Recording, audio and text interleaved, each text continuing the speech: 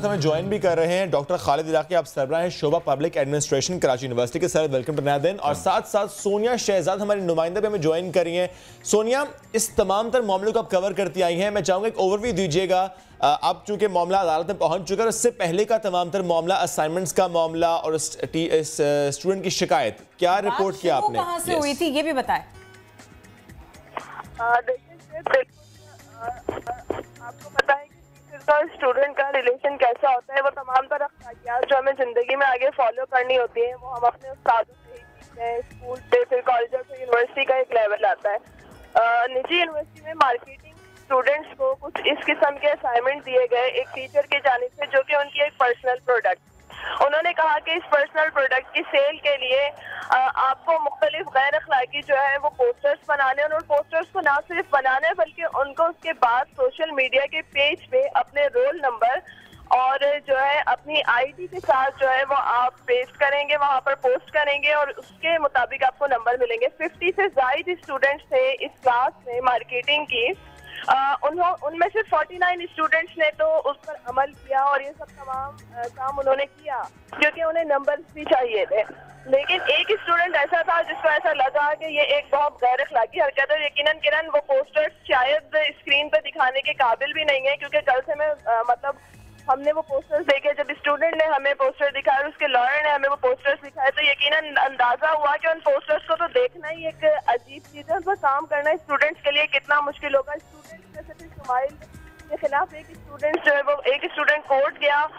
Court में अब कल जो उनकी पहली हियरिंग हुई, जिसमें कहा गया कि इस किस्म के रूल्स बनाए जाएं कि टीचर्स इतने ज्यादा यूनिवर्सिटीज के आजाद नहीं होने चाहिए कि जो दिल चाहे स्टूडेंट से, चाहे वो उनकी पर्सनल प्रोडक्ट हो या कोई पर्सनल काम हो, उस पे जो है वो एक तो एडवर्टाइजमेंट करवाते हैं। उसके अलावा जामियात में इतना मजबूत निज़ाम मौजूद होना चाहिए, ये चेक एंड बैलेंस होना चाहिए कि स्टूडेंट नंबर्स के नाम पे ब्लैकमेल ना हो, एटलीस्ट उन्हें निराशा ना किया जाए कि वो अगर इस तरह के पोस्टर्स नहीं बनाते। सोनिया, ये असाइनमेंट देने के बाद, स्टूडेंट से इतनी मुशक्कत करवाने के बाद, क्या किसी भी लेवल पर उस्ताद का ये बात उनकी तरफ से सामने आई कि उन्होंने बच्चों को ये बताया कि मैंने एक मेंटल एक्सरसाइज कराई है, मैंने एक आजमाइश आपको दी थी और अगर आप इसको अपने तौर पर करना चाहते तो कैसे कर सकते थे? अगर ऐसी कोई आगे से डिमांड रख देता है तो अब आप उसको भी पूरा करें, डेडलाइन को भी मीट करें और अपने हिसाब से करें। कुछ ऐसा सिखाया आगे से उन्होंने? मेरी बात हुई स्टूडेंट्स से, उन्होंने ये कहा कि स्टूडेंट्स को उन्होंने बताया कि आपको फेसबुक पेज पर जाएं और आपके लिए एक जो है वो मौजूद है चीज कि आप उसको देखते हुए अपने असाइनमेंट्स बनाएं और आपको उसी चीज को कॉपी करना है। यानी एक सैंपल से मुताल्लिक उन्होंने जिक्र किया। सही। सोनिया, साथ रहिएगा। इस वक्त हमें ज्वाइन कर रहे हैं शुमाइल मुराद साहब। शुमाइल साहब, क्या मामला है? एक तालिब इल्म ने इल्जाम आयद किया कि आपने कुछ नामुनासिब असाइनमेंट्स बनवाए थे और इस मामले को लेकर वो तालिब इल्म अब कोर्ट चला गया है, क्या कमेंट करेंगे इस पर आप? मैं ये कहता हूँ कि ये स्टूडेंट गलत है। मैंने ना कोई असाइनमेंट इस तरह का दिया है। Lot of the assignments that were done basically were created by him himself. My assignment basically learn how to understand digital media and understand basically how business is done. ठीक है ना? और ये अगर स्टूडेंट ने ये इसलिए कहा कि तो मेरे को देख एक स्टूडेंट था जो नालायक था और पढ़ता नहीं था. He wasn't doing his course and therefore he failed. ठीक है ना? And आप एक काम करें, इसका जो फाइनल पेपर है तो मैंने भी नहीं करेक्ट किया था, वो मेरे सिस्टर ने किया था. जाके उसकी मार्क्स देख लें, उसने आधा पेपर ब्लैंक छोड़ के आ गया. So he did not fail because of the not doing the assignments. He failed because he did not do this paper. And normally क्या होता है कि sometimes students blackmail. तो एक बार long time ago indirectly दूसरे लोगों से मुझे threats भी कराए, तो मैंने seriously नहीं लिया because मुझे पता था ये anonymous threats will come to us.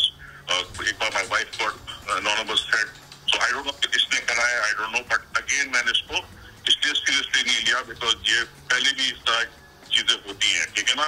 So what I'm just trying to tell you is that at my end, मेरी तरफ से मैंने सारे बच्चों को, स्टूडेंट्स को बहुत डेडिकेटेड पढ़ाया है, दिल से पढ़ाया है, उनको एक्सपोजर दिया है. सर, इससे पहले सोनिया भी हमें बता रही थी, और वो जो पोस्टर्स हैं वो दिखाए भी नहीं जा सकते. जो स्टूडेंट्स क्लेम करेंगे पोस्टर आपने बनवाए थे, सैंपल आपने दिया था, तो ये असाइनमेंट वाकई आपने दी थी? वॉइस कंपनी मैं 3-4 चीजें बनाता हूँ, 4-5 चीजें बनाता हूँ। तो वो भी जो असाइनमेंट ये था कि भाई आप मार्केट रिसर्च करो और आप अपनी तरफ से क्रिएटिव एड बनाओ, ठीक है ना। तो क्रिएटिविटी में I don't make the thing, ये लोग खुद बनाते हैं, ठीक है ना। ये बहुत सी चीजें उन्होंने खुद की है, बहुत सी जो एड्स है ना। अब जब एक बंदा कुछ चीज हो सकता है, मेरे कंट्रोल में बहुत सी चीजें नहीं होती है। सिर्फ समवन मेक्स एन एड, तो मैं अगर आप कल चाहो कि आपने कोई चीज मेरे नाम से बना के पोस्ट कर दी, all I can do is take legal record. अगर 10 लोग करें तो मैं किस चीज के पीछे भागूंगा। तो बहुत सी चीजें जो है ना, बेहुदा चीजें, ये चीजें, मैं अपनी एक बात क्लियर कर दें, क्या एक ही स्टूडेंट ने जिसके आपके खिलाफ दरखास्त दायर की है, क्या एक ऐसा ही स्टूडेंट है? जहाँ तक मुझे पता है एक ही है। अगर ये 10 लोगों को बोलेगा कि भाई मेरे साथ आके करो, तो अभी तक तो एक है। अब ये ऑब्वियसली मेरे अगेंस्ट लॉबिंग कर रहा है, तो हो सकता है एक को 2 भी कर सकता है, 4 भी कर सकता है, आई डोंट नो। और ये फरमाइएगा कि आपने इस वाकये के बाद यूनिवर्सिटी छोड़ी थी, थोड़ा सा इस बारे में बताएंगे आप? नहीं, मैंने अक्टूबर में रिजाइन किया था। टीम है नया दिन की, हम इसके ऊपर काम कर रहे हैं, इस स्टोरी के ऊपर कोशिश कर रहे हैं कि सारी की सारी ब्रीफ हमारे सामने हो, ताकि हम उस ख्याल को थोड़ा सा क्लियर कर सकें कि आखिर हो क्या रहा है, होना क्या चाहिए और अब आगे होगा क्या। इसी सब के ऊपर बात करने के लिए अब हम ना इस मामले को एक और रुख पर लेकर जाएंगे। क्या होना चाहिए वाली बात, आपसे बेहतर कोई शख्सियत नहीं है इसके ऊपर बात करने के लिए। ये फरमाइएगा, ये प्रमोशंस का और मार्केटिंग का दौर है और out of the box idea मुझे चाहिए। थोड़ा सा मुझे ऐसा लगा कि ये शायद उसके लिए भी एक थोड़ी सी आजमाइश थी, लेकिन क्या ये जायज़ है? क्या ये इस तरह होता है कि कोई भी मौसूफ अपने स्टूडेंट को इस तरह के मौज़ूआत दे दें और मामला फिर इसके बाद में इतना बिगड़ता चला जाए? पहली बात तो ये है कि असाइनमेंट कोई भी हो, उसका मकसद है लर्निंग प्रोसेस को इन्हांस करना। अब अगर कोई टीचर किसी तालिब इल्म को कोई असाइनमेंट देता है तो ये यकीनन कंसिडर की जाती है कि वो इथिकल बाउंड्रीज को क्रॉस ना करे। जिस सोसाइटी में हम रहते हैं, जिस कल्चर में हम रहते हैं, तो उसके मुताबिक असाइनमेंट दी जाती है। और मुझे इस केस के बारे में तो नहीं पता, मगर असाइनमेंट दोनों ही मिल के तय करते हैं। सही। उस्ताद बताता है कि ये मौजू हो सकता है, तालिब इल्म उसके ऊपर बात करता है, और जब तालिब इल्म एग्री हो जाता है बाय एंड लार्ज, फिर वो उसको असाइनमेंट के ऊपर काम करता है। सही। तो पहली बात तो ये कि कोई उस्ताद फोर्स नहीं कर सकता किसी भी तालिब इल्म को कि वो स्पेसिफिकली इस मौजू पे काम करे। सही। अभी आपके इंट्रोडक्शन में मैंने सुना कि कानून नहीं है, मैकेनिज्म नहीं है। ऐसी बात नहीं है। ओके। कवानीन मौजूद हैं, मैकेनिज्म मौजूद हैं। ये डिपेंड करता है कि आप उन मैकेनिज्म को इस्तेमाल कैसे करते हैं। राइट। मिसाल के तौर पे HEC की एक पॉलिसी है जिसको हम कहते हैं टीचर्स इवैल्यूएशन रिपोर्ट। यूनिवर्सिटीज़ में हर 6 मंथ के बाद उस सेमेस्टर के हवाले से टीचर्स की इवैल्यूएशन होती है, जिसमें 19 सवालात हैं जो कि कंटेंट के हवाले से, इथिकल वैल्यूज़ के हवाले से, उसकी पंक्चुअलिटी के हवाले से। सो कवानीन मौजूद हैं। इसमें स्टूडेंट्स की राय भी होती है? स्टूडेंट ही इवैल्यूएट करता है। स्टूडेंट्स ही इवैल्यूएट करते हैं। वो क्वेश्चनर्स स्टूडेंट्स को देते हैं, वो अपना नाम नहीं लिखता। ओके। ठीक है, ताकि वो ये ना हो कि किसी उस्ताद को अगर अपनी रिपोर्ट पता चले तो वो किसी को टारगेट करे। डायरेक्टली HEC को जाता है।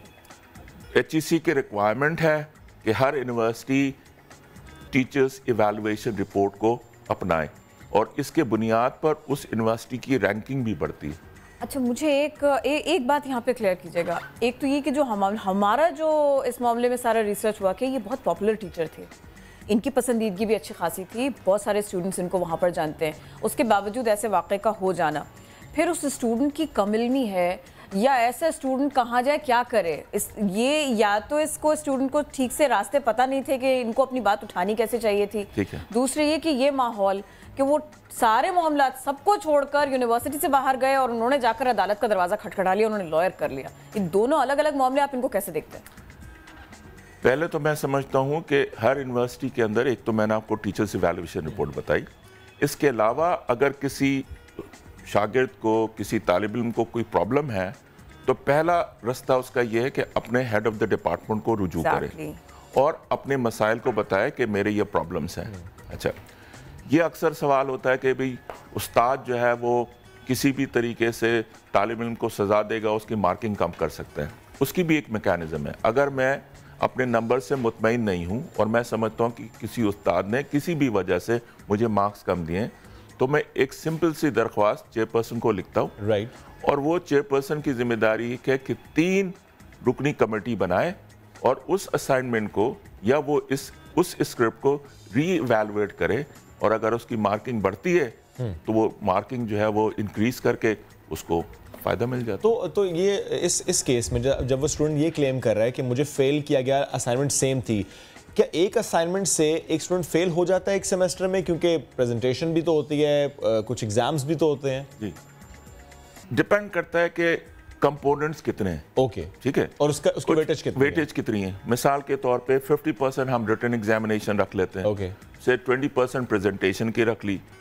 तो डिफरेंट कंपोनेंट्स के हवाले से तो ये नामुमकिन सी बात है कि सिर्फ असाइनमेंट का कंपोनेंट इतना बड़ा हो कि वो फेल हो जाए। और दूसरा, जिस तरह हमने देखा रिपोर्ट में भी, फेसबुक पर अपनी असाइनमेंट को पोस्ट करना with name, with semester, with roll number, ये होता है? ये नॉर्मल प्रैक्टिस है क्या?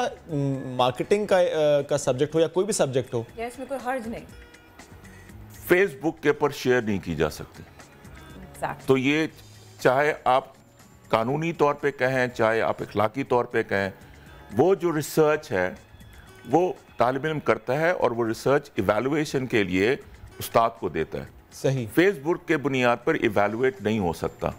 क्या हो सकता है वो राय जानना चाह रहे हो कि फेसबुक पर राय क्या आती है उस पोस्ट पर? राय के लिए फेसबुक फोरम नहीं है। ओके, हम रिसर्च ग्रुप बना लेते हैं। राइट। चाहे वो व्हाट्सएप ग्रुप हो, बेसिकली रिसर्च व्हाट्सएप ग्रुप होती है, और उनके अंदर हमें सबको पता था कि कौन मेंबर होगा। अभी जब हम उनसे बात कर रहे थे तो उन्होंने, टीचर ने कहा कि मैंने स्टूडेंट्स को असाइनमेंट दी और मैंने कहा कि आप जाएं खुद रिसर्च करें कि आपकी प्रोडक्ट के ऊपर, आपके मार्केटिंग के ऊपर ओपिनियन क्या आती है लोगों से।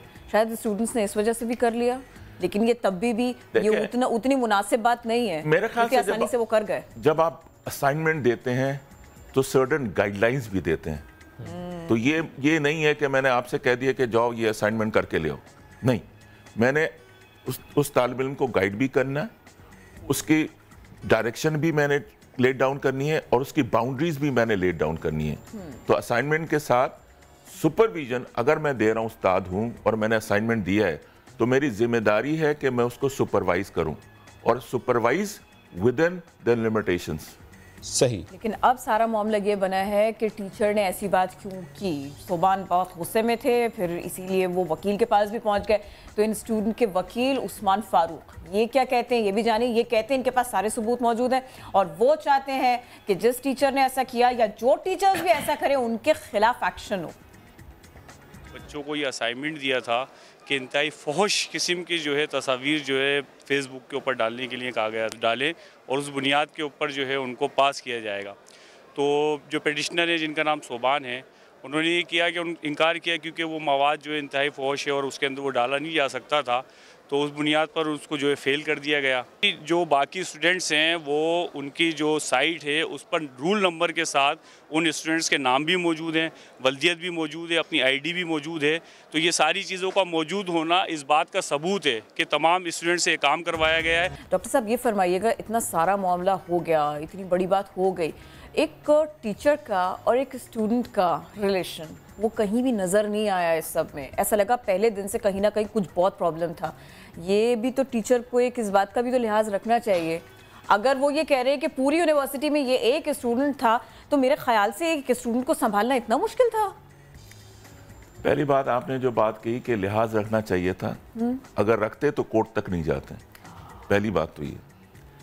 जो वकील साहब ने बात की, मुझे उस पर थोड़ी सी मैं एक बात कहना चाहूँ।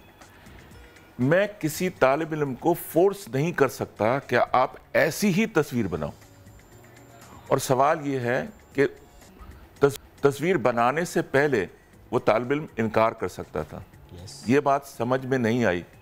तस्वीर बनाने के बाद, असाइनमेंट देने के बाद वो कोर्ट ऑफ लॉ में जा रहा है। और 4-5 महीने। मैं यही बात कह रहा हूँ। अगर तो मैं ये काम, मैं समझता हूँ कि ये अखलाकी तौर पे ठीक नहीं है और मुझे ये काम नहीं करना चाहिए, तो मैं इनकार कर दूंगा, या मैं डिफरेंट फोरम में जाऊंगा कि मुझसे ज़बरदस्ती ये काम कराया जा रहा है। तो वो काम जो कि आप मुझसे कराना चाहते हैं, वो ज़बरदस्ती मैं करके प्रोड्यूस भी कर दूं और फिर कोर्ट ऑफ लॉ में चैलेंज करूं, मेरे ख्याल से ये थोड़ी सी प्रॉब्लमेटिक है। वैसे आजकल जितना फ्रीडम है, जितना खुल के बच्चे अपनी बात कर लेते हैं, आप मुझसे बहुत बेहतर इस पर रोशनी डाल सकते हैं। एक क्लासरूम का माहौल आपको इस वाक़े के बाद क्या दिखाई दे रहा है? क्या रहा होगा? मैं समझता हूं कि क्या रहा है? नहीं, एक स्पेसिफिक केस को लेके हम ये जज नहीं कर सकते कि यूनिवर्सिटीज में क्लासरूम का क्या माहौल होगा। अगर उस कोर्स की या बाद में उस सेमेस्टर की बात करें, ज़रा दे आर स्टडीइंग टुगेदर, और अगर ऐसे मार्केटिंग इवेंट्स मिलेंगे, कोई भी इवेंट मिलेगा, तो एक उस्ताद की ये जिम्मेदारी है कि क्लासरूम के अंदर कंड्यूसिव एनवायरनमेंट हो, सही, जिसके अंदर मैं अपनी बात बयान कर सकूं और मैं अपने तालिब इल्मों की भी बात सुन सकूं। ये बुनियादी रिक्वायरमेंट है टीचिंग की। सही।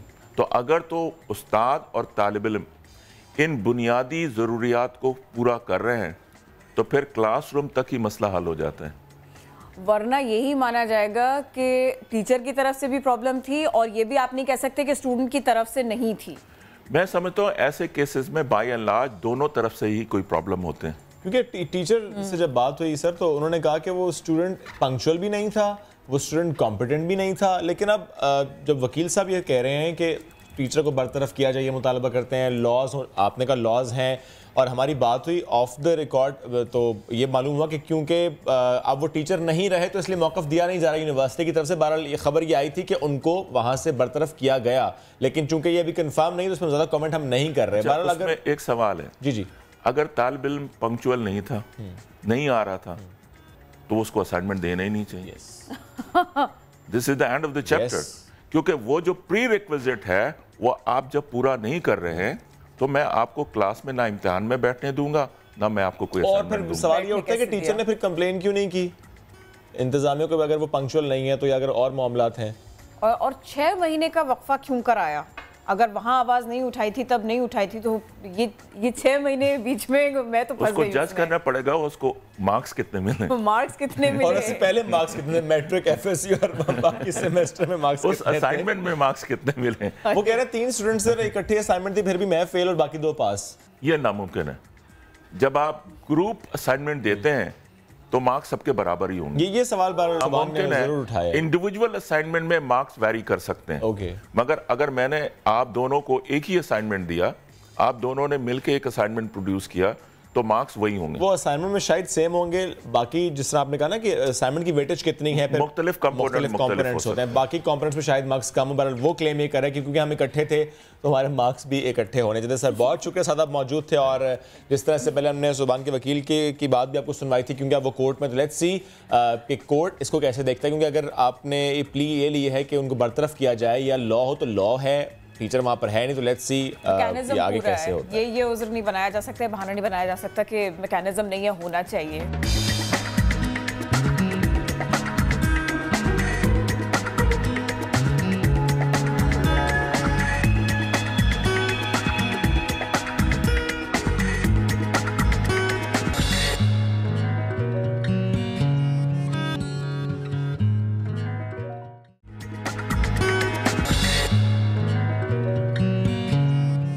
नया दिन में एक बार फिर खुशामदीद। बात करेंगे कराची की पब्लिक ट्रांसपोर्ट की, क्योंकि बसेस फराहम करना यूं लगता है जैसे सिंध हुकूमत के बस की बात नहीं बल्कि रिक्शे की बात भी नहीं है। क्योंकि 10 साल में फराहम की गई जो 10 बसेस थी, बल्कि 10 साल नहीं, अब 11 साल कर लें, ऑलमोस्ट 11 साल हो गए हैं हुकूमत को, तो 10 बसेस तो दी थी, वो भी अदम तवज्जुही का शिकार हो गई। यानी जो मंसूबा था वो लग ये रहा है जैसे बनाया तो था, कागजों में था इतनी बसेस देंगे, इतनी सी दी थी, वो भी चला नहीं पा रहे। और अब ये भी हो रहा है कि माहाना लाखों रुपए के नुकसान का दावा कंपनी की जानिब से, इंतजामिया की जानिब से दायर किया गया है।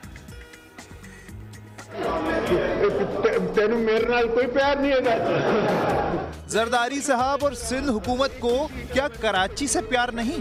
क्योंकि शहर की 2 करोड़ आबादी के लिए पीपल्स बस सर्विस की सिर्फ 10 गाड़ियां सड़कों पर हैं। सितम जरीफी के सूबाई हुकूमत के ताबून से चलने वाली पीपल्स बस सर्विस की महदूद गाड़ियां गुज़िश्ता रोज बंद हो गईं। सामान्य मामला उठाया तो इंतजामिया हरकत में आई। सूबाई हुकूमत और निजी कंपनी में फिर से मुआहदा तय पाया और इब्तिदाई तौर पर 4 बसें सड़कों पर निकाली गईं। कंपनी इंतजामिया का मौक़िफ़ है कि ताउन न मिलने पर माहाना लाखों रुपए नुकसान हो रहा है, मगर कोई सिंध हुकूमत से पूछे कि इतने बड़े शहर के लिए सिर्फ 10 बसें क्या भोंडा मजाक नहीं? वज़ीर ट्रांसपोर्ट सिंध ओवैस कादिर शाह में ज्वाइन करें, उनसे बात करेंगे। सर वेलकम टू नया दिन। सर 2 करोड़ आबादी का शहर है कराची, हम पहले ही जिक्र करते आए हैं कि इतनी बड़ी आबादी का शहर है, ऐसे में सिर्फ 10 बसेस प्रोवाइड करना, उसके बाद भी अगर कोई मामलात ख़राब हो जाएं, बसेस ना चलें, फिर सिर्फ 4 बसेस चलें, तो एक तो 10 बसेस ही बहुत कम, फिर ये मामलात, क्या कहेंगे इस पर? बिस्मिल्लाहिर्रहमानिर्रहीम। देखें जी, मैं आपकी बात सुन रहा था, ये सिंध गवर्नमेंट के बस की बात है और सिंध गवर्नमेंट कर रही है इस पे। और जैसे कि आपने अगर जनवरी या फरवरी के महीने में जो न्यूज़पेपर्स में प्रपोजल्स इनविटेशन के लिए सिंध गवर्नमेंट की तरफ से एडवर्टाइजमेंट्स आई थी, उस पर भी बहुत सी फॉरेन कंपनीज़ ने, बहुत सी पाकिस्तान की लोकल कंपनीज़ ने भी प्रपोजल्स भेजे हैं। उनको हम इवेल्युएट कर रहे हैं फॉर फ्यूचर। ये महीने कितने साल लगेंगे सर? फाइनल हो जाएंगी, महीने 1.5 में ये चीजें फाइनल हो जाएंगी। ओके, 11 साल कुछ कंप्लीट कर लें, फिर सालों का और फिर सदियों का वादा वो जो होते हैं वो बाद में देखिएगा, उसकी तरफ भी आते हैं। और जो ये कल परसों से एक न्यूज़ चल रही है, मैं इसको क्लेरिफाई कर चुका हूँ बहुत से चैनल्स पे, ये डाइवू और सिंध गवर्नमेंट का या डाइवू और ट्रांसपोर्ट डिपार्टमेंट का कोई इशू नहीं था। ये उनका एक इंटरनल मसला था, इंटरनल उनका प्रॉब्लम आ गया। बड़ी बड़ी कंपनीज के साथ ये चीज़ें होती हैं, ठीक है, बसेस नंबर में कम है, उनका issue with in 5 to 6 hours solve हो गया। उसी दिन रात को, परसों रात को उनकी 9 बसेस ऑन द रोड थी। कल 2 बसेस उनकी रिपेयर एंड मेंटेनेंस के लिए खड़ी थी, तो किसी चैनल ने वो 2 बसेस उन्होंने फुटेज बना के और भेज दी कि सिंध गवर्नमेंट का दावा झूठा पड़ गया और ये वजीर ट्रांसपोर्ट का दावा झूठा पड़ गया। हाँ, अगर उस मेरे भाई ने फुटेज बनानी थी तो ज़रा वाइडर लेंस में बनाता तो वो सबको नज़र आता कि ये मेंटेनेंस के लिए खड़ी हैं, ये गाड़ियाँ इसलिए नहीं हैं। कोई ऐसा प्रॉब्लम नहीं। जो ड्राइवू की इंतजामिया ने, किस इंतजामिया ने आपको कहा है? इंतजामिया हमारे साथ तावन में है, वो कह रहे हैं कि हमने ऐसी कोई बात स्टेटमेंट किसी को नहीं दी कि नुकसान हो रहा है या उसके बाद हमें बसेस बंद करनी है या हमने आपकी वजह से बंद की है। अब जरा आम शहरियों को बता दीजिए, इन चीजों को जरा मिस कर ली, बात आ गई आपकी, बात पूरी हो गई, आपकी बात आपने कर ली। अब ये फरमाइएगा कि अब ये बताइएगा कि अब हम कितने दिन का जहन में रखें एक आम शहरी कराची का कि उसको उतनी तादाद में बसें मिल जाएंगी जितनी जरूरत है उसकी? देखें बीबी, ऑल ओवर द वर्ल्ड अगर मास ट्रांजिट के प्रोजेक्ट्स को आप स्टडी करें, जो इस वक्त जो हाल केपीके में हो रहा है, ऐसा हाल हम कराची में होने नहीं देंगे। अगर आप मास ट्रांजिट के प्रोजेक्ट्स को देखें तो इसमें बहुत हैवी फंडिंग चाहिए होती है। ठीक है, बहुत अरसा गुजर गया है, ये प्रोजेक्ट्स ऑन द रोड ना आ सके, इसमें हुकूमत की गलती है या कोई और वजूहात हैं या फंडिंग नहीं है। इस वक्त इस चीज़ पे बात करना फजूल है, क्योंकि आप लोग यही कहेंगे कि ये एक पॉलिटिकल बयान है। हम इसमें कोशिश कर रहे हैं कि पब्लिक प्राइवेट पार्टनरशिप पे या बीओटी बेसिस पे, 10 साल से हो रहा है। देखिए, और आम शहरी को इस बस का रूट भी नहीं पता, सिर्फ 10 बसें सर। मुझे मेरी बात मुकम्मल कीजिए, ये भी बताइए। ऐसा तो नहीं हुआ ना, अगर 10 साल से कोई चीज शुरू नहीं हुई तो ऐसा तो नहीं हुआ कि केपीके में इतने अरबों की स्कीम एक आ गई। नहीं, आप मुझे कराची के बारे में बता दें। 65 पे गई, 65 पे देखें। बात सुने बीबी, let me complete my thing, मुझे अपनी चीज कंप्लीट करने दो, उसके बाद आप बात मुकम्मल करें जी, पूछ सकती हैं। ठीक है, हम उस पे प्रपोजल पे काम कर रहे हैं। मैंने जिस तरह बताया कि एक कानूनी उसका टाइम फ्रेम होता है, मैंने ये भी आपको डिस्क्लोज कर दिया कि कंपनीज ने उसमें अप्लाई किया है। Intra city and inter city दोनों प्रपोजल्स हमने फ्लोट किए थे, उसके लिए हमारे पास बिड्स प्रपोजल्स आ चुके हैं। उनको इवेल्युएट करने में जाहिर सी बात है टाइम लगेगा, और बहुत जल्दी इंशाल्लाह जब इवेल्युएट हो जाएंगे कंपनीज जिससे भी मुआहदा तय पाएगा हम अब सारे दोस्तों के सामने रखेंगे ये चीज। कितना अरसा लगेगा सर, कोई तो टाइम फ्रेम दीजिए। अगर आप कहते हैं 11 साल की बात ना करें तो आप बता दें कितने घंटों की बात कर लें फिर, क्योंकि आप तो सुपर एक्टिव हैं। मेरे भाई मैं आपको सिर्फ 1-1.5 महीने की बात कर रहा हूं, मैंने कोई आपको सही सर 1.5 महीने में कितनी बसेस होंगी कराची की सड़कों पर नई? देखें बसेस देखें मिस इंटरप्रेट किसी चीज को प्लीज फॉर गॉड सेक ना करें। मैंने कहा है कि प्रोपोजल इवैल्यूएशन जो है वो 1-1.5 महीने में जो उसका टाइम फ्रेम है वो खत्म होगा, हम अनाउंस करेंगे। सर लोगों को प्रपोजल से कोई सरोकार नहीं है sir, they believe in ground reality, buses हों सड़कों पर, ये एक्सपेक्टेशन है। जाहिर सी बात है जिस बंदे को या जिस कंपनी को वो अवार्ड होगा लेटर, तो उसके बाद उसका एक टाइम फ्रेम वो देंगे कि हम कितने महीनों में बसेस कराची में फ्लोट कर रहे हैं। सर तो आप ही की हुकूमत में आपसे पहले वजीर अगर ये कहते हैं कि 200 बसेस होंगी तो क्या वो दावा भूल जाएं?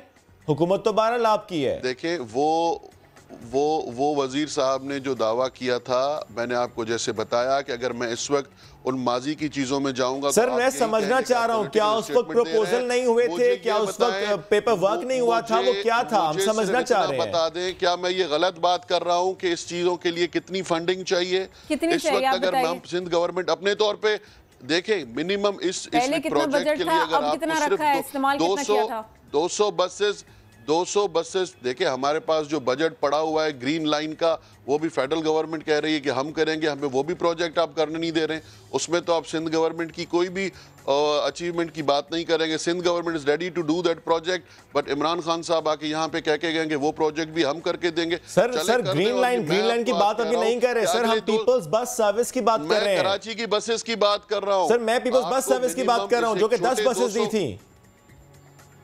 जी मैं उन्हीं पे आ रहा हूं, तो आप अगर पूछ रहे हैं तो मैं उसका जवाब दे रहा हूं। सर आप क्रिटिसाइज करते हैं बीआरटी को, आप क्रिटिसाइज करते हैं सेंट्रल हुकूमत को। सर कराची के अवाम तो आपसे सवाल करेंगे ना। कि आपकी कराची की फीडर बसेस के लिए आपको मिनिमम 20 to 30 बिलियन रुपीस चाहिए कि आप इतने बड़े पैमाने पे इस शहर में बसेस ला सकें, यहाँ पे बसेस लॉन्च कर सकें। तो आपके पास इस वक्त हमारे पास हशर क्या हो रहा है सिंध गवर्नमेंट के साथ कि 136 अरब रुपए हमारा सिर्फ कट आया है फेडरल गवर्नमेंट की तरफ से। किस स्कीम की तरफ हम जाएं? हमारी जो एडीबी ऑन गोइंग है उस पर ही साइज कट हो गया है, उस एडीबी का भी साइज कट हो गया है, वो जो ऑन गोइंग है। देखें ये मैंने अब की बात कर रहा हूं, मैं इस वक्त वजीर हूं, मैं आपसे वो बात करूंगा जो अब हो रही है। इस वक्त अगर मैंने प्रपोजल फ्लोट किए हैं, मैंने बनाए, मैंने बात की है सबसे, I have met with several council generals कि हमारी इस चीज़ में आप हेल्प करें, जो फॉरेन फंडेड प्रोजेक्ट्स लाएं कराची के लिए, हम ट्राई कर रहे हैं। जाहिर सी बात है, मैंने पहले भी आपको कहा है ऑल ओवर द वर्ल्ड आप स्टडी कर लें कि इन चीज़ों के लिए आपको बहुत ह्यूज फंडिंग चाहिए जो इस वक्त हमारे पास नहीं है। आपके पास फंड्स नहीं है, लेकिन फिर भी लोग आपसे पूछेंगे कि आपका होमवर्क क्या है। ये फरमाइएगा कि जो कोई मुनासिब बसें हैं जो 10 बस नहीं, आप देखिए आप मेरे सवाल सुन लें फिर जवाब दे दें, है ना। मैं आपसे बस इतना पूछ रही हूँ कि लोग वो 10 बसों का रूट कितना जानते हैं। दूसरे ये कि क्या आप कुल्ली तौर से आगाह हैं, क्या कभी आपने खुद भी कराची की बस में सफर किया है, आपको थोड़ा सा भी अंदाजा है कि उसमें ट्रेवल करना कैसा है, और जिस दिन सीएनजी ना मिले उस दिन कितना बड़ा मसला है। अच्छा, अब आपने इस क्वेश्चन को यहाँ आके खड़ा कर दिया, अगर सीएनजी ना मिले ये कसूर भी सिंध गवर्नमेंट का है, सीएनजी का रेट बढ़ जाए ये भी हमारा कसूर है, डीजल का रेट बढ़ जाए वो भी हमारा कसूर है, पेट्रोल का रेट बढ़ जाए। देखें ये इस बात को आप ये तो क्वेश्चन कर लिया सर, ये नहीं अवाम ख्वार हो जाए, खज्जल हो जाए उन बसेस पर, वो कसूर बहरहाल आपका है सर, वो आपका कसूर है। ओ मेरे भाई, आप जो चाहे हमारे ऊपर डाल दें, आप गवर्नमेंट के ऊपर सर मंसूबों का ऐलान करना लेकिन मंसूबे एग्जीक्यूट ना होना ये आपकी जिम्मेदारी थी सर, ये आपकी हुकूमत जिम्मेदार है इसकी। बिल्कुल हमारी जिम्मेदारी है, तो माने तो सही ना सर, आप तो क्रिटिसाइज करते हैं उसी हुकूमतों को। पेट्रोल की प्राइस आपने बढ़ाई, बसेस बंद नहीं हुई, किराए नहीं बढ़े। उससे पहले आपने हड़ताल करवाई, यहाँ पे सीएनजी की बंदिश हो गई। मैंने कोशिश की कराची की 10 साल से यही हो रहा है। मैंने आपको बताया ये। अच्छा, आप 10 साल पे आ गई। अच्छा 10 साल में आप दूसरी मुझे सुबह के अचीवमेंट बता दें। मैं तो पहले वक्त से आपसे यही पूछ रही हूँ, अब 10 साल में नहीं आई हूँ, मैं तो पहले से पूछ रही हूँ, और मैं अपने पास से कुछ नहीं पूछ रही, सब शहरियों का सवाल है शाह साहब ये शहरियों का मसला है। शहरियों, आप अगर यही करते रहेंगे कि मुझसे आपने ये क्यों पूछ लिया, या मैं तकाबुली करता रहूं कि केपी में क्या हो रहा है और सिंध में क्या हो रहा है, सर इस तरह से इश्यूज रिजॉल्व नहीं होंगे। नहीं, फिर एड्रेसिंग आप कराची के शहरियों से बात कर रहे हैं, हमें करने दें, हमें अपना काम करने दें, काम तो करें, काम कर रहे हैं, हम अच्छी तरह जानते हैं। इन बसों के सफर के लिए जो आपने कहा वो सफर मैंने भी किया हुआ है सर। कब किया था? लाइफ में इन सारी चीजों में घुमा, मैं यहीं का हूँ, मैंने बहुत पहले किया है सर। अगर बहुत पहले भी किया होगा, नहीं आया, बहुत पहले भी किया होगा सर, आप तो फिर आप तो आगाह होंगे ना सर इन मसलों से कि कितना डिफिकल्ट होता है इन बसेस में सफर करना। आप सही कह रहे हैं, यू आर 100% राइट, मैं आपकी इस बात को बिल्कुल एक्सेप्ट कर रहा हूँ। बहुत ज़रूरत है कराची में बसेस की, बहुत ज़रूरत है यहाँ पे ट्रांसपोर्ट को, मोड ऑफ ट्रांसपोर्ट को इनहेंस करने की।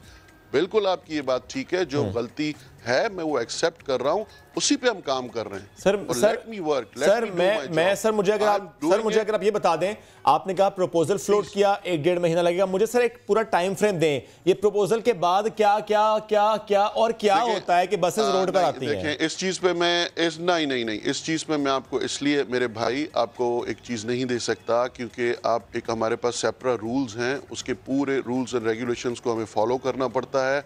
वो उसके बाद जब एक फाइनलाइज होती है चीज़, कमेटी बैठती है, वो चीज़ फाइनल करती है।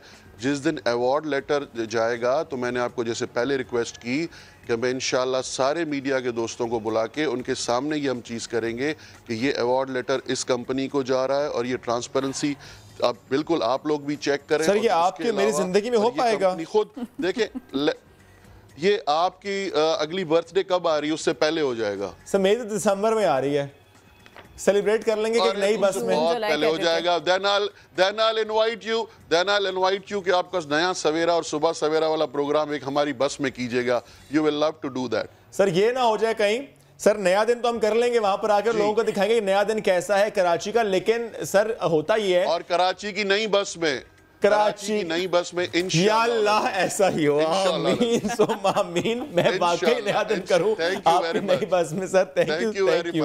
Thank you so much Awais साहब, thank you so very much. आपने वाकई, और आप जिस तरह कह रहे हैं कि दिसंबर से बहुत पहले ऐसा हो जाएगा, मैं क्या करूं, मतलब कि जवाब नहीं दे पा रहे। और वो गिफ्ट देगा, लेकिन वो आपको बर्थडे तखय्युलाती वर्चुअल मैं भाई वो पता नहीं, हम तो सवाल कर रहे थे, वो सवाल के जवाब के बजाय उन्होंने बहुत कुछ कहा है। और गिफ्ट याद रखिएगा शुएब को, उन्होंने मुझे तो मालूम है बस के सफर का गिफ्ट दिया उन्होंने, जो आप भी याद रखिए, मैं भी याद रखता हूं इस क्लेम को जो उन्होंने किया, क्योंकि ये क्लेम पहली बार नहीं हुआ। 10-11 साल में बहुत से क्लेम्स हुए, जो भी वजीर बनते हैं क्लेम करते हैं, 200 बसेस का भी कर जाते हैं।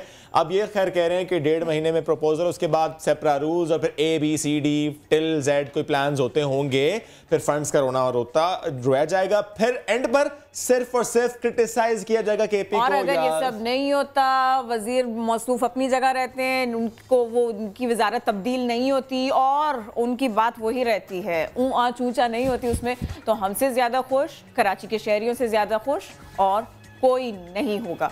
खैर, जब वो कह रहे हैं कि दिसंबर से पहले ये सब कुछ होगा, या दिसंबर में जाके ये सब कुछ होगा, और उनको लगता है कि हम दिसंबर में ही जाके इस बात को करेंगे, ऐसा नहीं है। हम दरमियान में आपसे पूछते भी रहेंगे, सवाल करते भी रहेंगे।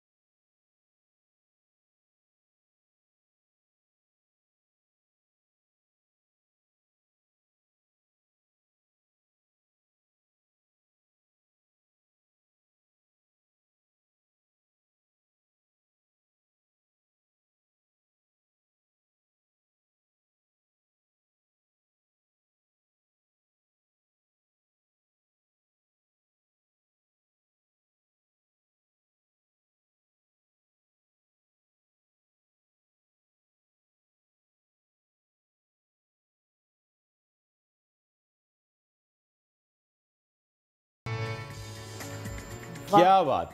वाह वाह वाह, वैसे ही अकीदत, बेनियाजी और दर्द के रंग हैं आपकी आवाज़ में, आबिदा परवीन जैसे। तहसीन सकीना, वेलकम टू नया दिन। आपने तो घुमा के रख दिया, इतने सारे लोग आपसे इतना प्यार करेंगे, इतने फ़ैन बन जाएंगे आपके, ऐसा सोचा था? बहुत शुक्रिया। बस सोचा था, क्योंकि मौला से मांगते हैं तो उनके आगे तो कोई चीज़ भी ऐसी नहीं है जो मिल ना सके, तो सोचा था, इसलिए मौला ने पूरे कर दिया। कब से आबिदा परवीन को सुन रही हैं, कब से उनकी फ़ैन है? जी मैं बचपन से उनकी फ़ैन हूँ और बचपन से उनको सुन रही हूँ और बहुत बड़ी उनकी फ़ैन भी हूँ और बड़ी अकीदत है मेरी उनके साथ। मुलाकात हुई है कभी? जी जी, बात होती रहती है। और इसके अलावा इसी माह में 2-3 दिन के बाद मेरी उनसे मुलाकात भी है। ज़बरदस्त ज़बरदस्त। और 3 साल से गालिबन आप रियाज भी कर रही हैं, आप सीख भी रही हैं, और क्या क्या महसूस होता है जब पहला कमेंट ये मिलता है, और मेरा ख्याल है बहुत ज़्यादा मिलता होगा, कि आपकी अपीयरेंस, आपका अंदाज़ और आपकी आवाज़ आबिदा परवीन जैसी? बस बहुत अच्छा लगता है, बड़ी खुशी मिलती है और मौला से दुआ करते हैं कि मौला इसी तरीके से और इससे अच्छा करने की तौफीक अता फरमाए। आमीन। और कोशिश कर रहे हैं, इंशाल्लाह ज़रूर। और अगर हम फरमाइश करें कुछ और सुनने की, और अगर मैं फरमाइश करूं, अरे लोगो, तुम्हारा क्या? सवाल एक कर लूं मैं? कर लें पहले सवाल। पहले मैं, ख्वाहिश तो मेरी बाद में होगी, कोई बात नहीं। ये बताएं, कभी उनके सामने बैठ के आपने गाना गाया है? कभी ऐसा मौका मिला? जी अभी नहीं मौका मिला, और इंशाल्लाह बहुत जल्द मौका मिलने वाला है। इंशाल्लाह इंशाल्लाह। अब मेरी ख्वाहिश, अरे लोगो। जी ज़रूर।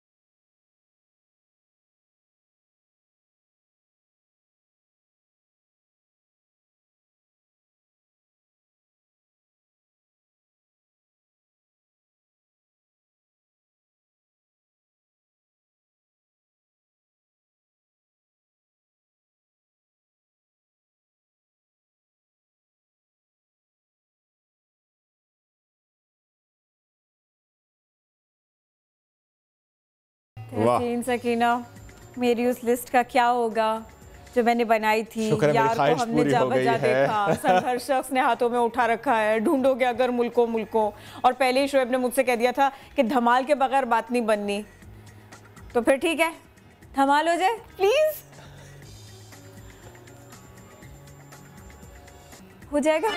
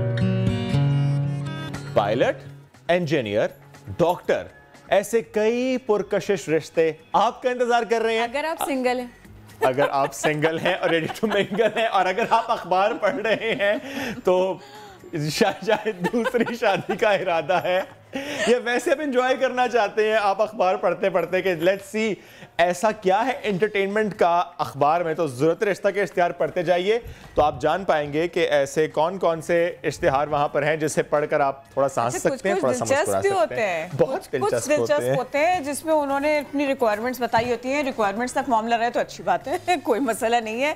गोरी चाहिए, प्यारी चाहिए, लंबी चाहिए, मोटी नहीं चाहिए, स्मार्ट दिखने वाली चाहिए। लेकिन कुछ रिश्ते ऐसे होते हैं कि एक बेवा खातून को रिश्ते की ज़रूरत है और फिर लड़के का रोज़गार, फिर उसकी अमलाक, ये सब कुछ भी होता है। तो बस समझ में नहीं आ रहा होता कि इसमें ना प्लॉट, घर, सब कुछ लिख दें, क्या क्या लिख दें। रिश्ता है या जर्दा है। एनीवेज, अच्छा किरण, ये भी आजकल बड़ा इंटरेस्टिंग है कि लिखा होता है क्योंकि रमजान आने वाला है कि रमजान से पहले रिश्ता हो जाएगा और उससे पहले ही जो ना बारात भी चली जाएगी और वलीमा भी हो जाएगा। इन्होंने चट मंगनी पट ब्याह को बहुत ज्यादा आगे बढ़ा दिया और मामलात को ईद पर ले जाके रख दिया। रोजों से पहले फाइनल करें, ईद बाद शादी कर ले।